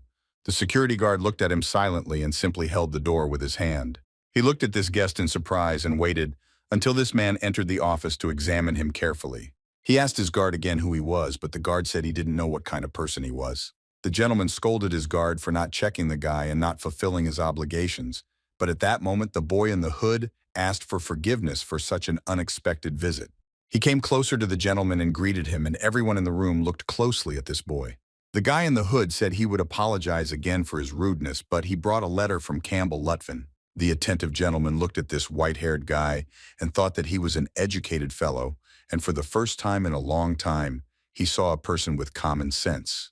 The gentleman began to tap his finger on the table and said that he did not know who Campbell was. Well, when he thought about it a bit, He remembered that he had once seen such a person and began to recall who he was. The gentleman said that Campbell was the same guy who studied in Solbra, and the boy smiled and replied that the gentleman was absolutely right. The guard listened attentively to the dialogue but did not understand that we were not talking and therefore constantly scratched the back of his head. The boy replied that Mr. Campbell already had a master's degree and had also become a teacher at a neighboring estate, and the gentleman replied that he had heard of something like that. He looked away and thought that in reality they didn't have a very good relationship. He knew that his great-grandfather Sarinta was in the yard. His grandfather was a knight without money. And because of his father, he found himself in a situation no different from an ordinary commoner. Because of this situation, he could not even pay for his education, so he dropped out and became a trader. So Sarinta developed an inferiority complex towards Campbell, who continued to study at the university. He began to look closely at this guy and tried to understand what kind of letter this man had brought him. The gentleman turned to his guard and ordered him to leave immediately and leave them alone. After he heard the order from his master, he immediately went to the door and left the room. He touched his face with his hand and thought that this uneducated child was starting to irritate him. He thought that all this must be very difficult, and he would have to figure everything out on his own again. Suddenly, the guy in the hood asked the gentleman if he had come here from the south of the country. The guy bowed his head and said that if he knew Mr. Campbell, he must be an educated and promising person, and it was probably difficult for him to adapt to this difficult and harsh world. The gentleman looked at him in surprise and said that it was a long time ago, but the guy knows what he's talking about. The gentleman asked the boy to take off his hood so that they could communicate with him on equal terms. He understood that this child was an unusual servant. After a moment, the guy took off his hood and carried out the orders of this gentleman. He didn't even argue with him. The gentleman looked at this guy carefully and examined his face. This boy showed him a very strange look. But the boy stood smiling, looking at the gentleman, and said that he was just a student of Mr. Campbell. The boy understood that he also had to introduce himself somehow and called himself Ian. The gentleman looked at him carefully, and it seemed to him that this was all very strange, because such a young man was already traveling to such a distance on his own in order to carry a letter. The gentleman did not ask him stupid questions, and only asked him where the letter he had brought was. And the boy took out this letter and showed it to the gentleman. The gentleman put this letter on his desk and began to read it carefully. He noticed that the bastard's handwriting was very perfect, and he really wrote neatly. The gentleman thought that this was his ID card, and the person who brought it was an excellent student, and he wanted the gentleman to find a use for him and give him some work. But he just thought it was strange why Mr. Campbell didn't mention the name of this student. And the scene is transferred to the moment when he explained to him that he would be a burden because he was of low origin. He remembered that moment when he was given a document that confirmed his status. And after that, he stuck an old feather into his neck, after which he died. The gentleman continued to talk to the boy about why he came here and why he wanted to work here instead of staying with Mr. Campbell.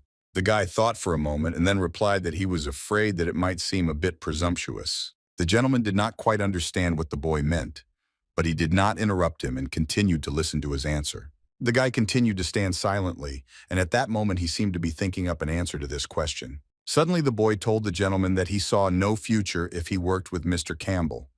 The gentleman was amazed when he heard this, and thought that this guy was a real genius. Suddenly he felt a little bit of a hard-on, but because he said it out loud. In fact, it was true that even if Mr. Sorrent had not dropped out of college halfway through, he still would not have been able to become friends with Campbell. The boy looked at the Lord and said that he should have known perfectly well that Campbell was much worse than him. The gentleman started tapping his finger on the table again and said that you, the idiot, received support because you were the son of an independent nobleman. But other than that, he did not distinguish himself in any way. The gentleman was happy to hear this guy telling all sorts of dirty information about this idiot, and it became much better. The gentleman asked the boy if he hadn't seen all this time that Mr. Campbell was actually a terrible loser. He slammed his fist on the table and said that to begin with he understood what the boy was talking about, but he couldn't give him a job right away because it wasn't enough to just meet them and talk, and he had to prove his desire to work with his actions. He said that the big sparrow at the top of the city maintains order, so they can't hire just anyone, and shouldn't he first prove his level of ability for the job?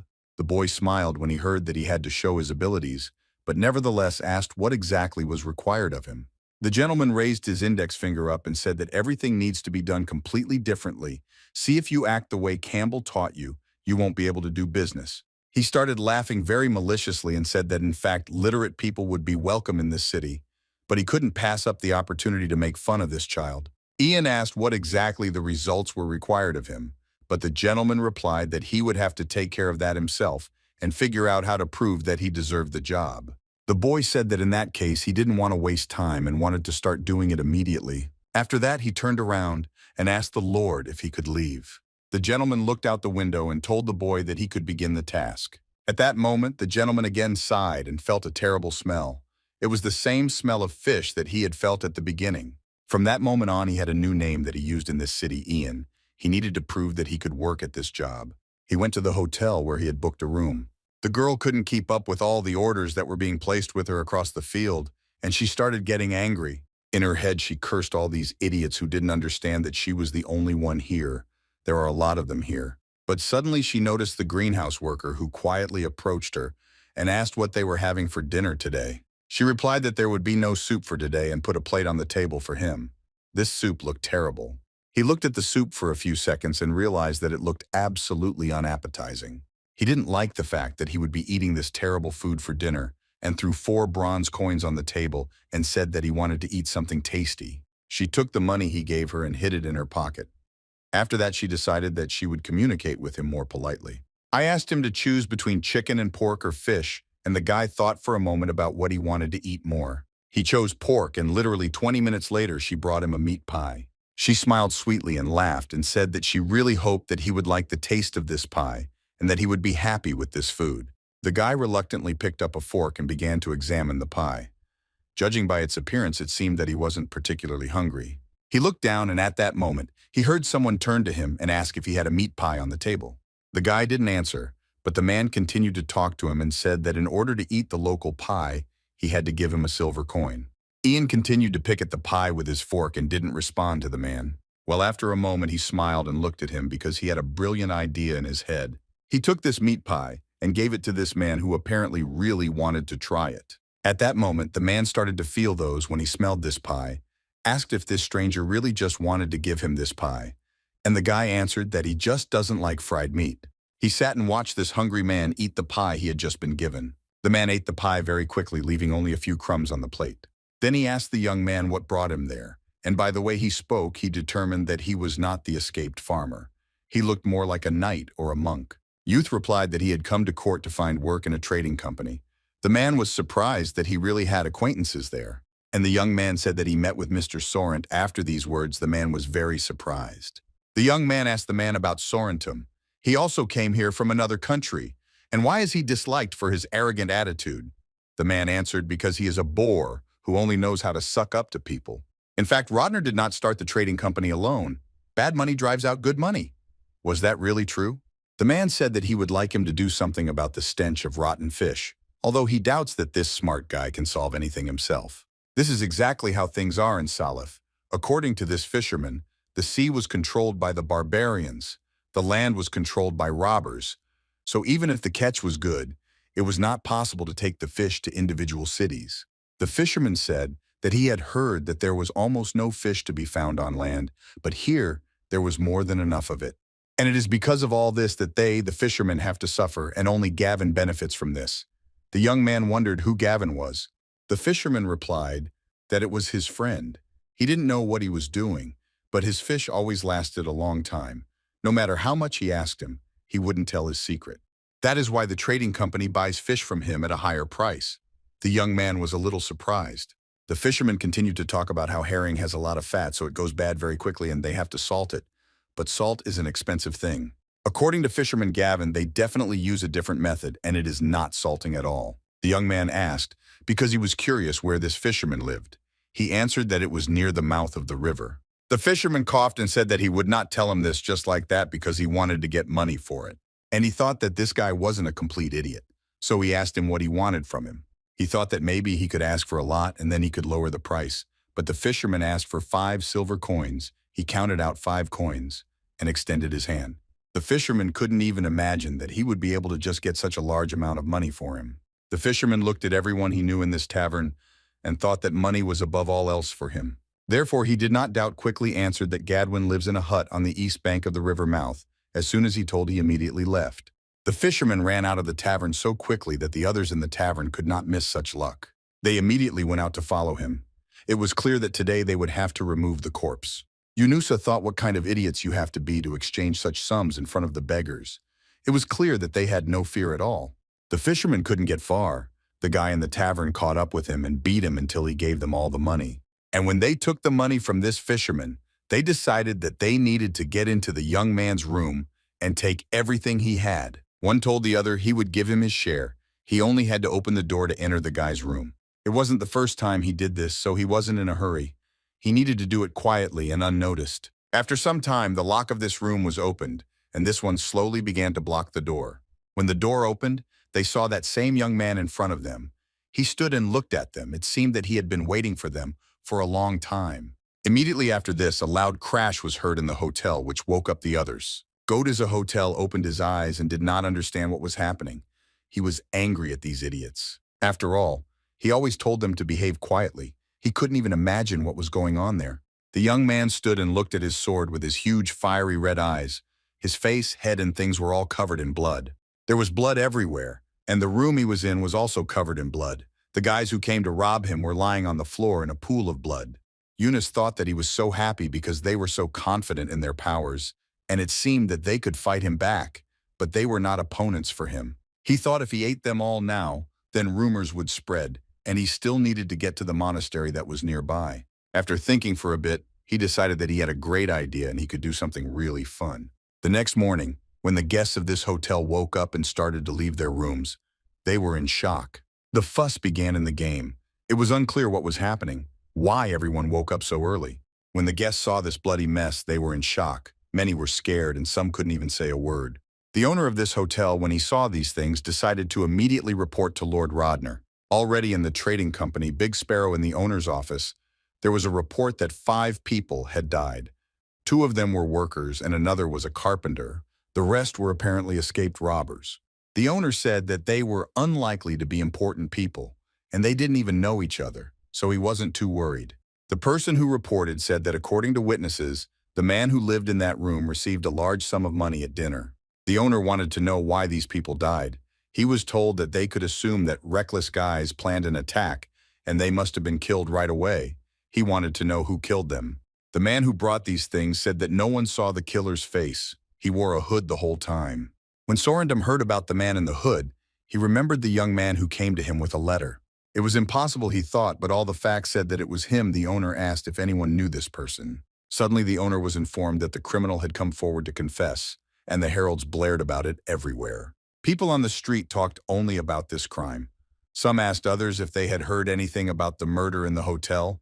Others said that 5 people were killed there. The town crier on the street shouted for only 3 doctors to take their places, so that they could take the best places. The herald shouted that on this day, an unusual mass murderer who beheaded 5 people at the same time would be tried.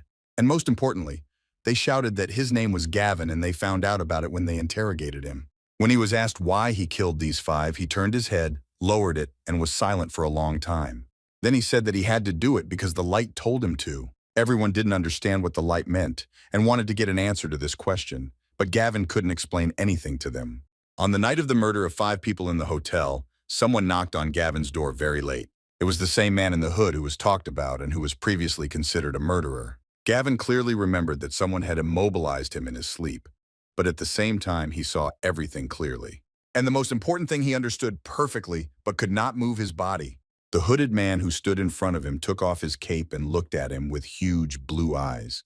It was the same young man he asked the fisherman who he looked like. It seemed that this young man was emitting light around himself, and he certainly could not harm anyone. His angelic voice and softly glowing beautiful face, Gavin had no doubt that the young man in front of him was the Archangel Triel, because in the tablets the Archangel was described as a wing, and no one knew his true appearance. Despite the fact that legends and tales were made about the Archangel, people had no other descriptions of him. One of these tales told of how an archangel helped an old woman with a sore leg and then suddenly flew away, or another of how someone gave him something to a beggar and he blessed his entire family and disappeared. Archangel Triel is the 3rd wing of light, and he came to him in the form of a young man. Gavin tried to tell the whole truth. He said that he never got an education and always lived as a fisherman, but he never doubted the existence of those who carry light, so he took such beings seriously. Gavin dropped his head down and hit the floor. He asked him, the light bearer, to tell him what to do. At that moment he thought that this young man was the 3rd wing of light. This young man who stood in front and from whom this light emanated, after hearing everything Gavin said that he worked harder than anyone else. Then he came closer, took Gavin's head in his hand and lifted it up. The young man looked him straight in the eye and said that he had endured countless trials and therefore had nothing to be ashamed of. The words of this young man that the light emitted showed the fisherman very true, and he believed him unconditionally. The young man told him that now he was entrusting him with another mission. It would become the last test for the fisherman on this earth. After this test, only heavenly glory would await him. Gavin looked at the young man and believed him unconditionally. He said that this young man had instructed him, he considered him a great wing. The young man asked the fisherman if he would agree even if he had to give up everything he had. Gavin replied that he would do everything and asked the great wing to show him his way. The young man looked at him and smiled as always. He paused to look truly like this. At that moment, the young man looked like an angel and no one had any doubts that he was completely honest. The young man he considered a great wing told Gavin that his faith was strong and it was like the faith of the righteous. He was silent for a while and added that at sunrise he had to go outside to that very hotel. Gavin told all about it and each time repeated that it was the order of St. Triel. Then he added that there were treacherous people in this hotel and they were going to commit atrocities and he had to stop them. Lord Rodner's assistant asked him if they should call the monk. The Lord replied that the religious court was not their responsibility, since there was no priest in Salif, and they would have to go to a monastery nearby. The Lord turned his head again, looked at this unfortunate man and said he didn't like the temple, but he would go there. Sorrent thought that a simple fisherman killed 5 men single-handedly. It was suspicious only because he received a divine revelation from the light. Whatever the truth was, he had a familiar face. He stood and thought where he had seen him before. At that moment, one of the fishermen tried to shout to Mr. Sorrent. When this fisherman came closer to the gentleman, he quietly told him that Gavin was the same fisherman who sold fish to the trading company. He had the best herring. Sorrent then realized where he had seen him and why his face was so familiar to him. Sorrent turned to the Lord and he told him that the fisherman had hallucinations due to lack of sleep. Then he added that his punishment should stand and that they would write him a small fine, but someone in the crowd said that he should go to God's judgment. Sorrent turned his head and looked at who it was and why he was demanding that this fisherman go to God's judgment and what it consisted of. God's judgment meant that they had to subject him to ordeal. In simple terms, if the choice is to go to water tests, they must put the sinner in water. If he drowns, he will be found innocent, and if he floats, he will be found guilty. People were surprised by God's judgment. It seemed at that moment the most just punishment. That's why they started shouting loudly, "God's judgment, God's judgment," and it was unbearable to stop this crowd. Sorrent was very upset. He couldn't allow this because this was his best fisherman. Sorrent was responsible for the fish, so it is obvious what must have happened to his position in the company after Gavin's death, which supplied high-quality fish. So he turned to the lords and said maybe they should send someone to the monastery and wait for an answer, so he could buy time and somehow get him out of there because at least one monk should be watching God's judgment. And the young man stood in the crowd with a hood on his head. When he heard that they were going to send for the monk, he shouted out that they were witnesses. And the whole crowd picked up these words that they were witnesses and began to shout loudly. The crowd shouted that they were witnesses and that they did not need other witnesses and did not demand that the trial be held immediately. The Lord thought how problematic it was, but holding a trial would raise their status, and why don't they ask the fisherman whether he wanted a trial by fire or water? Lord turned and asked Gavin if he preferred fire or water. Sorrent was very worried. He thought about this idiot choosing fire, because during the fire test, he burned his hand with iron and checked the wound after a few days. If the burn is not severe, it means that God is taking care of him and the person will be acquitted. But if on the contrary the burn is severe and the hand does not heal, he will be found guilty. Gavin raised his head, looked and said that he would choose water and pass the water test. Sorrent was shocked. He couldn't even imagine this. He understood that Ryback would definitely not cause this. They immediately ordered that water be brought to the square where all the people had gathered. They had to bring water in which this test would take place. When they brought this water, Sorrent asked again if it was holy water. They answered no, it was just seawater. He immediately noticed that if it was seawater, then in God's judgment it was necessary to use the water that the priest had consecrated, and it was necessary to use holy water. Someone from the crowd shouted that Gavin was born and raised at sea, and this means that seawater will be sacred for him, so they must conduct tests immediately. Sorrent couldn't object anymore. In fact, they were right. He had no choice but to accept it. Besides, the bridges at home were 3 days away. They couldn't wait that long. If they experience a miracle, it doesn't matter in what water. The people who were standing and watching everything that was happening talked among themselves. They were wondering if Saint Triel had really spoken to him. Was it really true? Because they believed that to receive a divine revelation is not easy. Even priests in their entire life, and Tuli can receive it, and he was a simple fisherman, but claimed that he received a divine revelation. The order was given to pour water. The Lord asked his assistants if they were ready for this test. Gavin resigned himself to his fate. He lowered his head and looked down the water test of a sinner being lowered into deep water. The assistants answered the Lord that they were ready and the test could begin. If he surfaced, it would mean that the heavens had abandoned him and he was guilty. And if he drowns, it will mean that the heavens have accepted him and he is innocent. Gavin awaited his fate. It was clear that in any case it was impossible to survive the water test if he surfaced and was found guilty and had to die. Gavin took a few steps forward. He had one more step to take before he plunged into the water. And everyone understood that only by drowning would he prove his innocence and still die. Gavin raised his head before diving in, closed his eyes, exhaled first before saying. He turned to Saint Triel and said that he believed that he was watching him from there. The people standing and watching him froze. The fisherman continued to say that the third wing fulfilling the will of God, and which holds the holy shield, he believes in it. People started talking about the fact that the fisherman seriously received a divine revelation. Gavin stated that he would pass the tests as he was told. After the last words, he closed his eyes. The next moment, he took a step forward to dive into the water and take on this challenge. Gavin didn't open his eyes. He leaned into the water. He accepted his fate and believed that he was doing God's will. The crowd was waiting to see what would happen. Would the fisherman pass the test or not? Only the young man in the hood was calm. Gavin remembered the words, if he passed this test, heavenly words would await him. When he fell, he saw this young man who was radiating light. Gavin, when he saw this saint, was delighted and loudly shouted, "Saint, I appeal to him." The young man stood in a hood and looked at what was happening. He smiled as always and thought to himself what a fool he was. At the very last moment, Gavin himself doubted himself. He fell into the water with the thought, could it really be Triel? Everyone did not understand why this happened. The fisherman suddenly began to wriggle at the last moment. Until now he had been brave. Did he really regret it? The young man stood in the crowd. He had a huge hood on his head. He was still smiling, but his eyes were no longer sky blue. Sorrent was very upset. He was sitting at the table out of anger. He hit the table with his fist, so he did not understand why this idiot chose God's judgment. Someone knocked on his office door. He couldn't hold back and shouted, "What else?" His assistant came into the office and said that a young man had come to see the gentleman. Immediately after these words of the assistant, he saw a young man from behind his back who greeted him.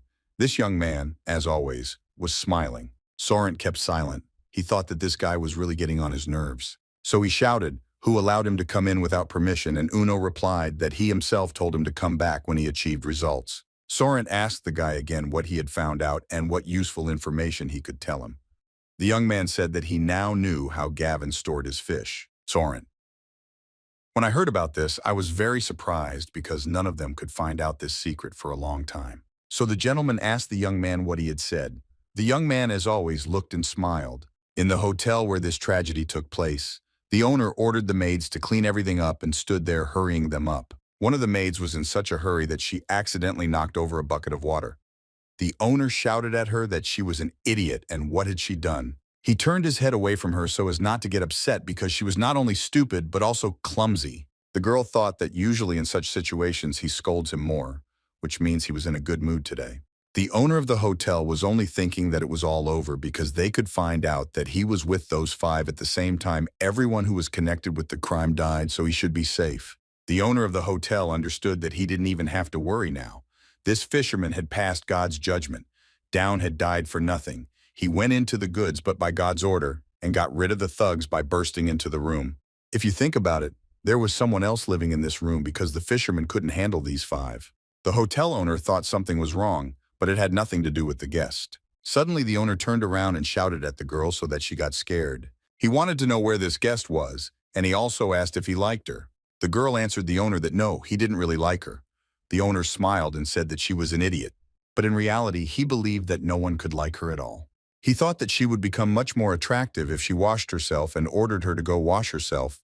The girl did not agree. After all, he never saw her washed. She always looked like a dirty girl. Sorrent asked the young man if he's found out Gavin's secret and that he should not dare to lie to him. And the young man said that's all that's needed for slow fish spoilage, and he lowered his hand down. The gentleman did not understand what he meant and looked attentively at the young man. And the young man held out the dagger to the gentleman. It was unclear why he took it out. Then he added that it was necessary to cut out the mouth and gills to remove the bitterness. He continued to say that after that the fish should be drunk, but the liver and pancreas can be left for taste. He also talked about how all this needs to be done immediately after the jelly, and the most important thing is that he wanted to add. This is that salt is not needed. Sorrent was very surprised. He had a question about what should be used instead of salt. The young man said that all that was needed was boiled seawater, and that was the secret of this fisherman. The gentleman was even more surprised by what boiled seawater meant, and he demanded that they tell him more details. Salif had little sunlight, and the water was slightly salty, so making salt here was difficult. They depended on rock salt mined in mines, which is why salt was worth gold. And if you boil salted water, the concentration of salt in it will increase due to evaporation. And then this will be enough to store the fish and keep it from spoiling. The gentleman laughed. Everything was very simple. He didn't even imagine that it was so simple. Finally, he could say goodbye to the sluggish, rotten fish. With such results, even this guy wouldn't dare to do anything. The gentleman sat back in his chair and continued to laugh. He felt at peace because the secret was really very simple, and he would be able to help him. He asked the young man how he found out about it, to which he replied that, frankly speaking, he found the body of a man killed by bandits behind the freight yard. And then he immediately realized that it was suddenly Gavin. They were probably very close. The gentleman listened attentively. The young man continued to talk about how he was so upset and swore to heaven that he would not eat a crumb or drink a drop until he avenged him. And after the murder, Gavin said that he was going to the monastery and would live on the path of light. The gentleman was a little surprised. Did he really want to become a monk? And the young man answered him that yes, he donated all his things to the monastery and told him all his secrets with his broom. The gentleman then asked again, and then he went to the tavern where he met those 5 victims, and the young man answered yes. He didn't have time to stop him. The gentleman thought that he was just crazy, but now it's clear that he was just like that, and the young man told him what happened. It was clear that this fisherman, although not chosen by God's judgment, possessed the courage of a hero or a saint. Gavin's secret was essentially his inheritance, so they should respect his wishes and put it to good use. The young man thought that if the gentleman had really dug deeper, he would have had many questions. But he didn't do that. In fact, for example, how was one fisherman able to kill 5 strong young men? Or how did he find out that they were the ones who killed his friend? And how did the boys in front of him know all this? The young man thought that this gentleman was a big fool. He didn't even think to ask him these questions in any case. Something completely different was important. The gentleman told the young man that he had done a great job with the task assigned to him. It was a great job. He could join the trading company, and he needed to go to the first floor and find Balter there. He would tell him what to do. The young man hurried to the exit, and the gentleman added that he would remember his good work. At that moment, the young man felt that this gentleman at some point really let down his guard and began to trust him. What a fool he was. Already several months after the late summer wind died down and the port fire weakened, changes have taken place in Salif. Gavin's method was explained to the fishermen who worked for the trading company. Even those fishermen who doubted it still listened. They realized that the fish did not become soft and could be imported into a neighboring village. Rumors began to spread and fishermen began to flock to Salif. Their numbers grew larger and larger. Sorrent ordered the fishermen to keep this secret, but even so, the fishermen continued to stay in Salifu and the trading company continued to grow. On the one hand, this was not bad at all because his business was going quite well. But on the other hand, the person who caused such growth could not understand why they were treating him like that. He simply cleaned up. He did not expect any special relationship because of his achievement and did not think that the gentleman would treat him in this way. Lately, the gentleman had been in a bad mood all the time, and the young man had been watching this from the sidelines.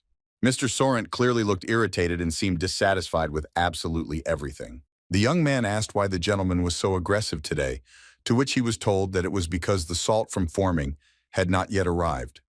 The young man asked again whether it was not because of the difficult road. Eunice didn't understand why they needed salt, and didn't they now preserve fish in seawater? The assistant was very surprised how an ordinary cleaner could find out about this, and in general they always needed salt. In fact, salting allows you to store fish longer, but the supply of salt from forming became less and less despite the fact that the land with the salt mine was located very close.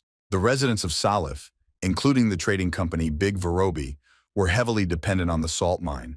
Other mines were too far away, and transporting salt from there was more expensive. The gentleman was very angry. He shouted, "Damn this damn salt. One more small push, and he could become the entire vice president of the company." He felt that he was about to become one step higher than he was now. At that moment, someone knocked. The gentleman shouted, dissatisfied, "Who else?" The young man entered the office door, greeted the gentleman, and said that he came because he heard that something was bothering him. The gentleman answered him that he should forget, and that he might know that he should go and work. The young man, without listening to the gentleman to the end, said that maybe they had a problem with the escort. The gentleman did not understand what he was talking about, and then, having listened to his words, said that this was quite possible and he should meet with Forming's people. The gentleman asked the young man if he had everything. Then he could be free, and he did not lose his head and said if he was allowed he would like to go with him. The gentleman was even more surprised by such impudence. He certainly didn't expect it. Therefore, he did not delay. He said that there may be salt mines and nearby, but the road to them is still long and difficult, and the young man must understand what he is asking for. He stood as always, looked with his sky-blue eyes and smiled. He said that he understood everything perfectly. The gentleman asked Yunus again if he was sure about what he was asking for. After all, they are not really going to play games here and no one will protect him along the way. And he answered us that he understands everything perfectly and the gentleman should not worry, there will be no problems from him. He also added that he would try his best not to disappoint him. After a short silence, the young man added that he would try as hard as he did last time. The gentleman had no choice but to agree with the request he had just heard. Therefore, the gentleman told him well, was glad, and thanked the gentleman. When the young man was already leaving his office, the gentleman asked him to stay. He said that if he brings him good news, he will reward him properly. The young man, having listened to his master's demands, said nothing to him because he understood what he was asking for. He just smiled once again. When he smiled, it seemed like he was just an angel. And the bearer said that he would keep in mind what his master asked him to do. The journey from Salifa to Formia took 10 days and various troubles could happen along the way. Riding in a cart was dangerous, so the journey would usually take much longer. And you took some measures to solve this problem, Mr. Doctor. He gathered all 7 accompanying people in order to explain to them how they would act. The master turned to the most capable mercenary to go to the lands, and it was Ole, Rodner's bodyguard. This mercenary explained the implant's actions, and after that he asked all the accompanying people nothing. They all nodded their heads. The mercenary said that if everything is clear to everyone, then it's time to move out. At that moment, the same young man appeared and greeted the mercenary and the other 7. Nobody understood what it was and why this child was here with them. One of them asked if one of these blockheads had ordered a boy for himself. The young man couldn't help himself and said that Mr. Sorrent had sent him along with them. All 7 of them had a question about how a child could be sent on such a journey. The mercenary, who considered himself the main one here, asked him what his name was. The young man didn't lose his head and said that his name was Ivan. Everyone else wanted to know if he was a warrior. He told them that he was an ordinary assistant. Then the mercenary said that it was time for him to leave here. The child had nothing to do here. Ivan didn't lose his head and said that he knew a shortcut. After these words, there was a long pause, and he continued to say that instead of going along the road, it would be much faster to move along the riverbank so that no one could attack them there. Then the young man added that they should not pay attention to him. He will not bother them. And if he does interfere, they can always throw him out of the group. One of the warriors asked the chief if he was really going to take this guy with them. Another added that they and you have no use for this child. The chief, who was the main mercenary, raised his head and looked at this young man in front of him. Then he said that he could go with them, but he should not regret his decision. Ivan was so happy that he shouted a big thank you. The other warriors were surprised. They wanted an explanation. They were indignant and did not understand why this boy was needed. There were no longer 7 of them. After all, the Hexians considered everything to be a sacred number because in their faith, there were exactly 6 archangels and 1 god. So people believed that they were the only one Dima would not bother them if they had something for everyone. Ivan thought for everyone and that at least he wouldn't be bored with them. The warriors talked among themselves. Why did the boss take him with him? It upset them a lot. At some point, one of the warriors called this young man. He stopped and looked at him. The boss just wanted to tell him not to slow down behind everyone, and not to stop because he was lagging very far behind. After all, the moment came when they moved forward. They had to go a fairly long way in a short time. As they walked, one of the warriors stepped into the mud. Rita greatly upset him. He shouted that it was the devil's filth. Everyone else just laughed. They were glad that only one got his feet dirty and that one walked and was indignant about what the tax collection was going on for, these damn thieving lords. He walked and constantly mumbled access to all of them. He also stained his groin. The others started telling him that he probably didn't know that he had to wash the bathtub thoroughly, no matter how much he was in a hurry. He told them to stop laughing at him. It was yours that heard someone from behind pull him up. He turned his head and asked what he wanted. He was very surprised because the young man who was walking behind him handed him a napkin instead of laughing at him. Even though it was you who protested the most against that guy, he now extended a helping hand to him. It was unexpected. The other warriors argued whether he would take the handkerchief from this young man or the grandfather. This is yours. He thought about the fact that he absolutely hates cheese, but his pride will not forgive him for this. He could not take this handkerchief. So he turned around and shouted that he didn't care that he was dirty and that there was no point in bothering him. The other warriors shouted at him, "Why does he need a handkerchief? He is not a girl. Even noble knights would never carry a handkerchief, right?" They walked for so long that they were very tired. Night fell on the street, but they could not understand when this line would end. Each of them had already stepped into a puddle of mud. They understood that they would not get to the end today. The boss told them that it was enough to complain. They should better watch their feet carefully. There are a lot of swamps in this forest. And if they don't pay attention, they'll never know how deep they are until they get to the very bottom. One of these warriors said that he was very hungry and his stomach was growling. The young man behind him pulled him back again. He no longer turned his head and asked what he had this time. But when he turned around, he was very surprised that it was a huge package in front. Eunice stood smiling at him and holding a bag in one hand.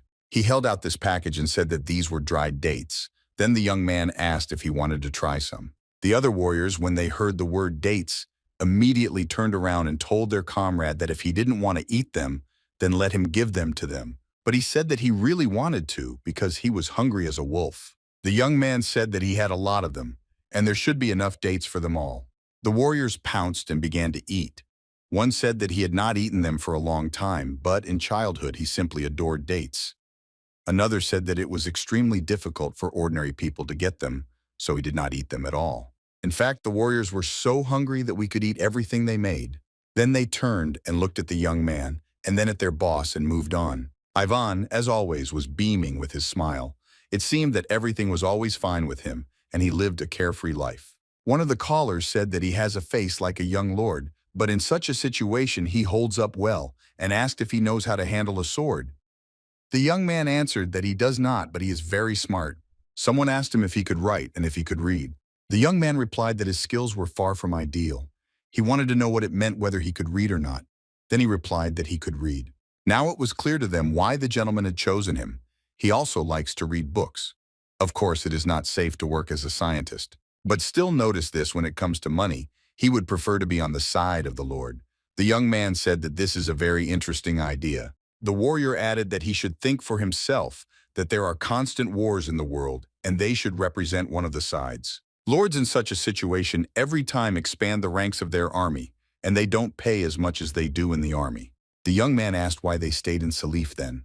One tried to explain to him that it was because their captain wanted it that way. In fact, their captain was the most famous mercenary, but for some reason this time he did not want to go to war. This is yours.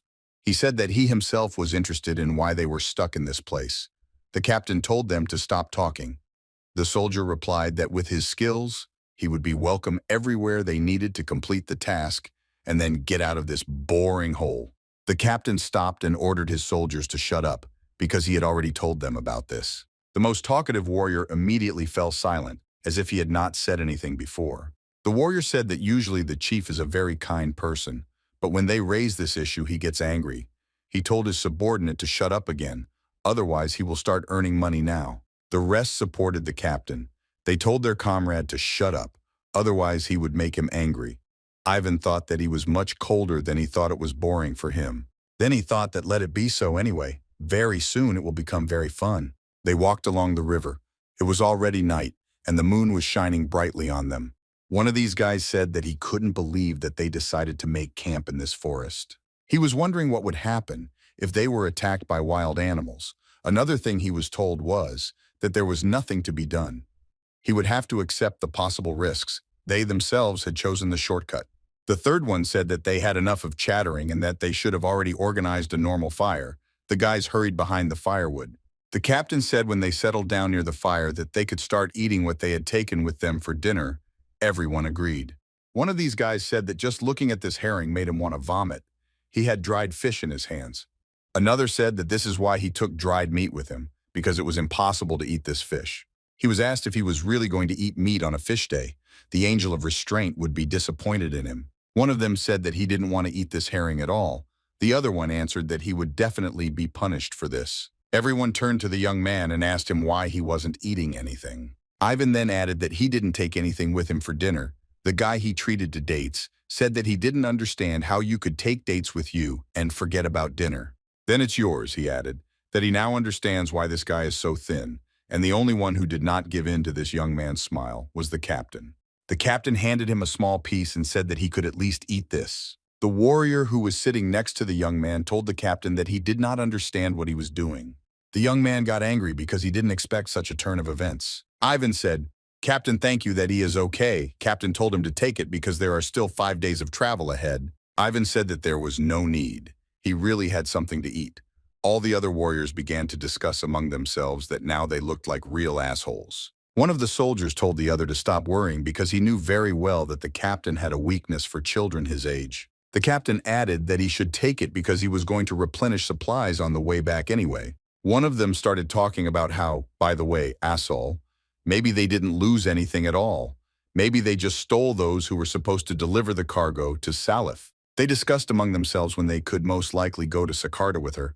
The young man smiled and said if they had already started talking about Sakarta, maybe they know something about Kaydan. Everyone else asked again what he was interested in. One of them said that he knew that if he went west from this place, he would end up at the end of the Green River. And it will be on the county line. The second one said that he also heard something about it before because the nobles are now fighting somewhere in this area. And the reason they act like this is because Lord Kaydan crushed them. One of the guys said that they say this lord is just a giant. That's why people considered him an integral part of Sakarta. The only one who didn't say anything was the captain. He sat silently and listened. Well, then he couldn't hold back and asked the young man why he asked about it. Ivan smiled as always. The young man said he had heard a lot about people who died there 14 years ago. And he heard about that very battle near Kaidan where there was a sea of blood. He asked them if they had ever heard about that battle. One of the guys said that people die in droves during the war, and Kaidan is not far from Sokart. The young man interrupted the guy and said that he heard that it was not Sokart's fault that this happened. And then he added that it was actually a secret, but probably the reason for the death of those soldiers was not the war at all. He continued to say that there were rumors that evil forces were involved in that incident. The captain told them to shut up and not to cause fear here. The young man said that yes, he also thinks that there is no point in you there because such a thing cannot be, that some other worldly evil is involved in this. Eunice continued to talk about the fact that they even said that those soldiers ate each other, but this is clearly a lie. And then he added that they should imagine that if someone sitting in a cage had such a brutal appetite, then what would happen when he got out? All 7 and the young man sat around the fire, and after these words, none of them could say anything. Everyone noticed that this young man suddenly stood up and was about to go somewhere. The captain couldn't help himself and asked him where he was going. He scared everyone at first. The young man said that his bottle was empty, and that's all he wanted to do was fill it up. His face was as radiant as always, and he was smiling as usual. He seemed so sweet. Ivan looked at them all and said that it was just a strange horror story and that they shouldn't worry about it. The captain called his assistant who was sitting next to him on the left side. The captain told him to take his bottle and go with the young man. This guy was a little indignant and asked the captain why he chose him to go with him. Everyone raised their bottles and answered him because they were all out of water. This guy was indignant because they ran out of water and it turned out to be him. Ivan thought how annoying. Then they went for water. The guy asked Ivan what was going on with all that nonsense that he was just talking about, and the young man replied that they found the story boring. The warrior said that when he was little, after such horror films, he was afraid to go to the toilet at night. Ivan asked him if he was afraid to go to the toilet now, and they answered that of course not. It has been 6 years since the era of the great dragon was first mentioned in the scriptures. The warrior said that he is now an adult and can distinguish truth from fiction. That is why traces of this era are now perceived only as myths or legends. Ivan thought that this guy was a complete fool. The great demon was now standing right in front of him, and they didn't even suspect it. The guy hugged Ivan and asked him why he wanted to join this expedition so much. Was there anyone waiting for him in Formia? The young man was silent for a moment, thinking that he really couldn't tell the truth. That's why he replied that it wasn't about personal motives at all. It was just business for him. His companion did not understand what this could mean. He thought that children nowadays had no sense of humor at all. Ivan asked this guy why he kept walking behind him, to which he replied that he sees very poorly in the dark, and that is why he follows him. And the young man asked him again if he really couldn't see anything in this forest. His companion replied that it was indeed difficult for him to understand what was what in this pitch darkness.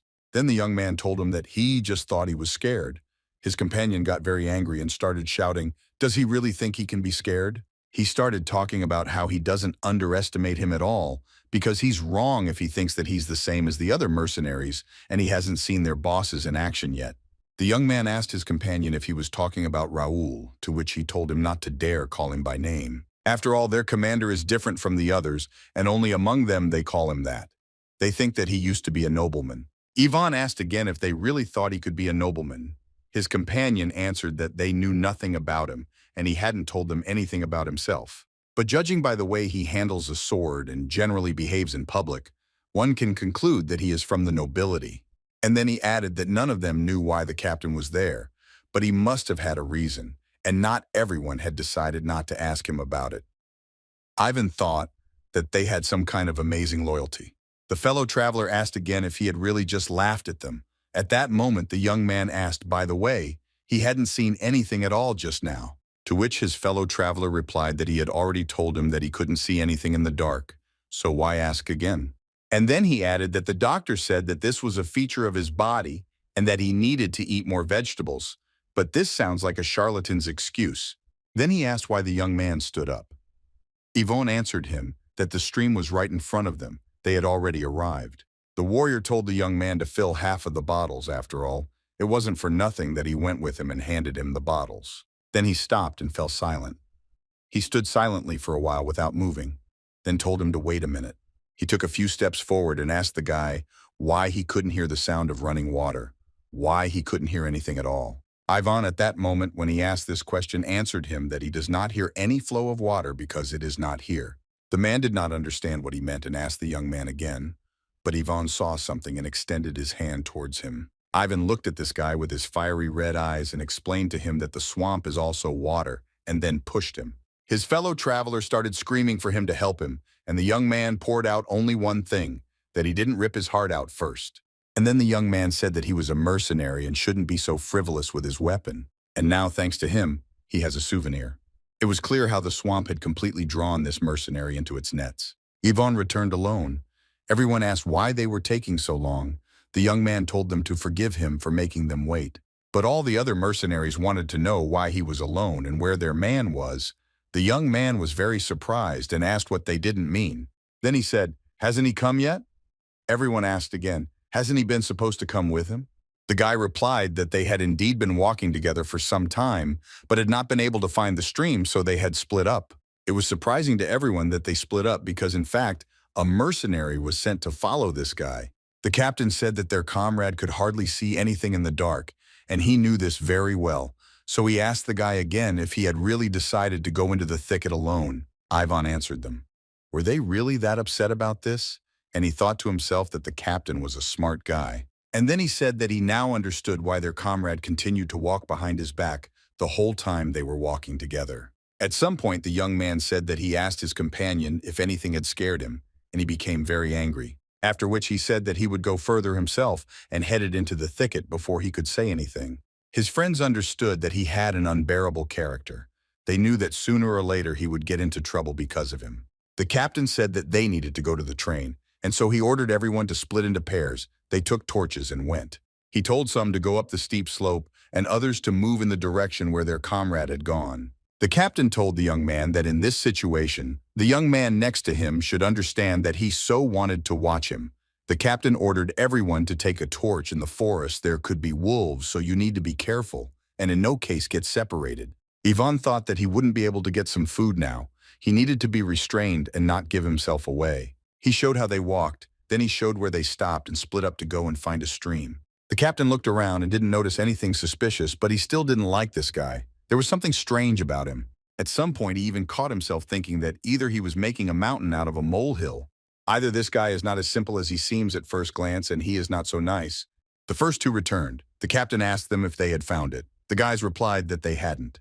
Then he asked what was on the other side, but he heard silence. It was clear that there was no one there either. But one of the guys said that on the other side of the swamp, everyone fell silent and immediately understood what was going on. It became clear to them that it was his impatience and he hurried to go and most likely ended up in a swamp. The captain told his boys that they would go along the main road when the sun rose. The others agreed with the captain. There was definitely something wrong with this place.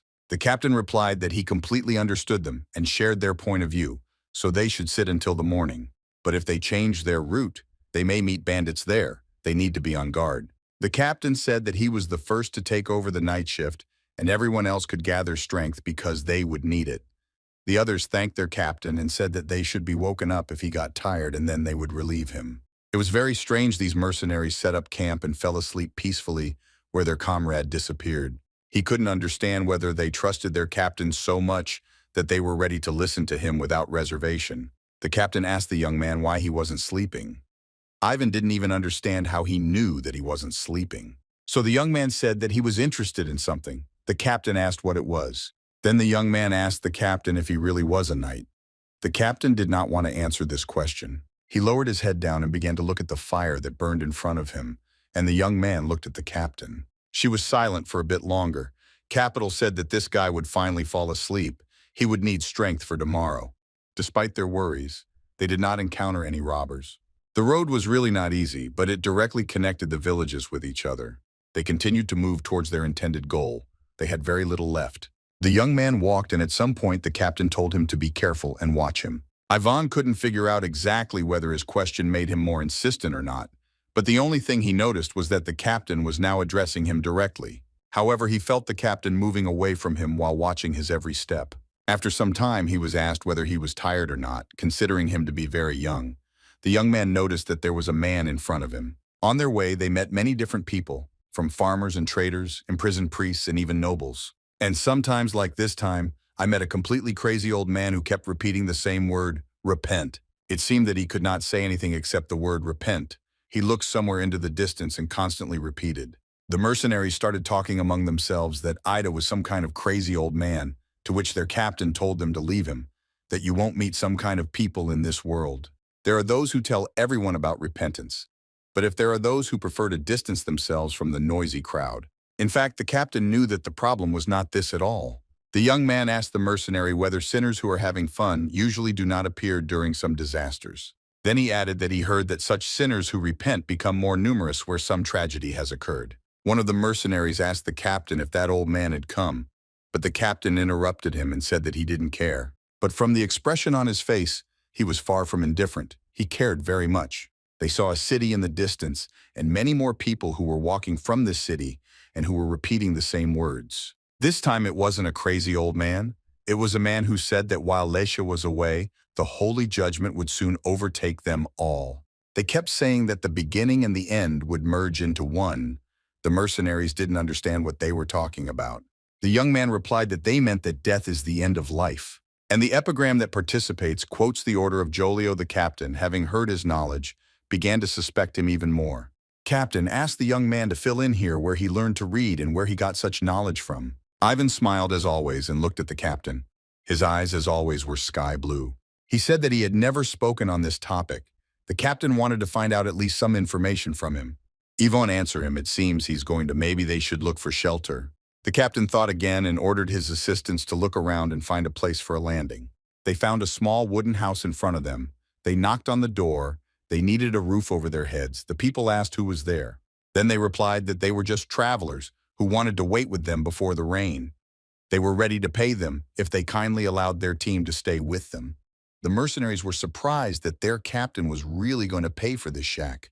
The mistress of the house let the travelers in and told her husband that they had guests. The owner came out to look at these people. He had a balaclava on his face. He asked if this cute boy next to them was one of them. In fact, the owner said that it really was a beautiful boy. He was definitely handsome. They asked him how old he was. It seemed like they were about to get him with their own hands. The captain replied that this boy was just a child on errands and protected him with his hand, pushing him back. Then the captain added that this child is an ordinary servant who doesn't know how to do much. The owners of this house said that everything was clear to them, and they offered their roof over their heads. Then the hosts asked the travelers if they wanted to eat since they were most likely hungry. The owner said that today he managed to catch a rabbit, so they have prepared a rabbit stew. The only thing he pissed himself about was that there might not be enough for everyone, so he will also bring acorns and fruits. When the mercenaries had eaten, they began to say that they were feeling much better now and that they had not eaten hot food for a long time, so they thanked the owner. The mercenaries ate all the food so quickly, not leaving a single crumb on the plate. One of these mercenaries asked what they added to the road, because it was very tasty and the owners were good cooks. Another confirmed that most likely they somehow failed to catch the rabbit in the plate. And they were not young enough people, so it must have been difficult for them to catch anyone. The owner did not answer this question. He and the hostess simply watched everything that was happening. After some time, all the mercenaries who had taken this food were sleeping on the dining table. The mistress had a bloody mark on the back of her head, which she didn't even hide. She looked at these mercenaries and thought that they were idiots. The woman asked the owner why he was coughing so loudly, to which he replied that he was afraid that they would suspect something because they were hiding something in their neck, especially that one. He pointed at the captain. And then he added that this guy is very careful and he also didn't eat the stew that wasn't served. In any case, they weren't particularly interested in him. They weren't hunting for him at all. They immediately saw a boy they really liked, and it was he who attracted their attention. The woman said that she gave him more drugs than the others.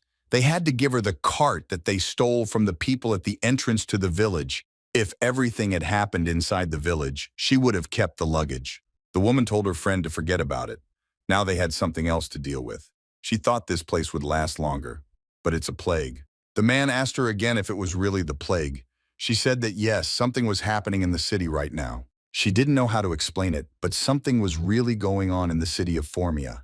They heard the voice of a young man who asked them if they were serious about this. The man and woman turned and looked at him. The woman did not understand how this could happen, because she tried so hard to make him fall asleep. She didn't understand how he managed to wake up at that moment. Ivan's eyes were already fiery red, and it wasn't that angel with a smile. The young man said that the thing is that he follows a certain diet and under no circumstances eats at strangers' houses. And then he added that he couldn't stand this slop. He poured it all on the floor. Then they got angry and started shouting, how dare he mock his elders because he is a little bastard. At that moment, everything was covered in blood, and the young man approached one of the mercenaries, tore out his heart, and ate it before their eyes. He said that he prefers this kind of food in no way the type they offered him. These two stood silently on their faces and clothes. There was blood from this mercenary. They had nothing to say. The young man didn't understand what was wrong with the atmosphere, so he asked the two if they really wouldn't understand him if they were buried for a couple of 100 years like him. Then he took the heart and bit it several times until blood flowed from his mouth. The man who had just been so brave wet his pants, and Uno asked him if he was incontinent. When he finished eating this bloody heart, he said that he felt much better now. The man fell to his knees and begged him for mercy. Ivan added that he didn't like legs and arms, so he couldn't eat much from these people. Then he told them to immediately tell him in more detail what they had discussed there. The man looked at this young man and said that everything was exactly as they said. He started to tell about how a couple of villagers had recently felt unwell. The guy asked again if it was true, and many people had died, but they didn't answer that they didn't know. They only knew that the priest had forbidden people to enter or leave the village so that no one could get in or out. The young man asked again what their cart looked like. The women outside did not understand what he was talking about. Ivan told her again to tell her about the cart that they stole, because they said that they took it at the entrance to the village. The woman said that there was a sparrow painted on this cart. The guy immediately understood that the cart belonged to a trading company, and he thanked them and said that they had helped him a lot. And then he suggested that these two help him put on a play. He said that they should be in the role of scary cannibal demons who like to eat body parts. And he will be a little defenseless boy who is very easy to offend. These two were willing to do anything just to stay alive. The guy went from one mercenary to another, tearing hearts from their chests and devouring them. Almost all the mercenaries were already dead, and not one of them had a heart. The young man came closer to the man. His clothes, shoes, and body were all covered in blood. He extended his hand to him. The man was very scared because he thought that he would be next. The guy asked him why he was shaking so much. This man was already saying goodbye to his life. The boy replied that he just needed to wipe his face with something. That's all his teacher said. Wiping your face after eating is a sign of good manners. Youth Absol clothes of this man and wiped his face so that not a single trace remained on it. He then thanked the man for lending him his tray, after which he thought it was time to start the game. Everything was ready and going according to plan. The young man sat between two mercenaries whose hearts had been torn out. He ordered these two to wake up all the other mercenaries who remained alive. The first one who wasn't woken up was the captain. When he opened his eyes, he was just in shock. At first, I felt a wild pain in my head and couldn't even move it. And then he noticed the blood, that the two who had taken them in were all covered in blood. Imagine his surprise when he saw all the walls and everything around was red. He was in shock. When he stood up, he realized that his clothes were also covered in blood. He went to find out what had happened here. The captain could not forgive the fact that he could lose some of his people due to his stupidity.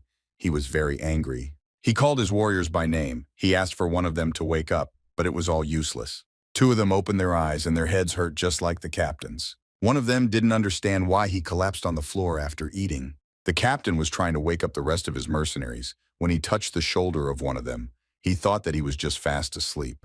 But he pushed it back and saw that he had no heart. The captain was in shock and rushed to the others to understand who was alive and who was no longer with them. He ran up to the young man and began to wake him up.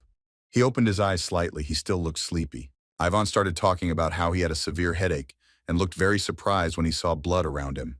There was surprise on his face. He pretended that he didn't understand what had happened here. The captain approaches the young man and begins to tell him something. The young man insistently leaves the captain alive and with a healthy psyche. Capital closed the boy's eyes so that he would not see all this. He shouted for him not to look and closed his eyes. He didn't want the young man to see this horror. Those who remained alive could not stay inside. They went outside and felt ill. They began to vomit from the amount of blood.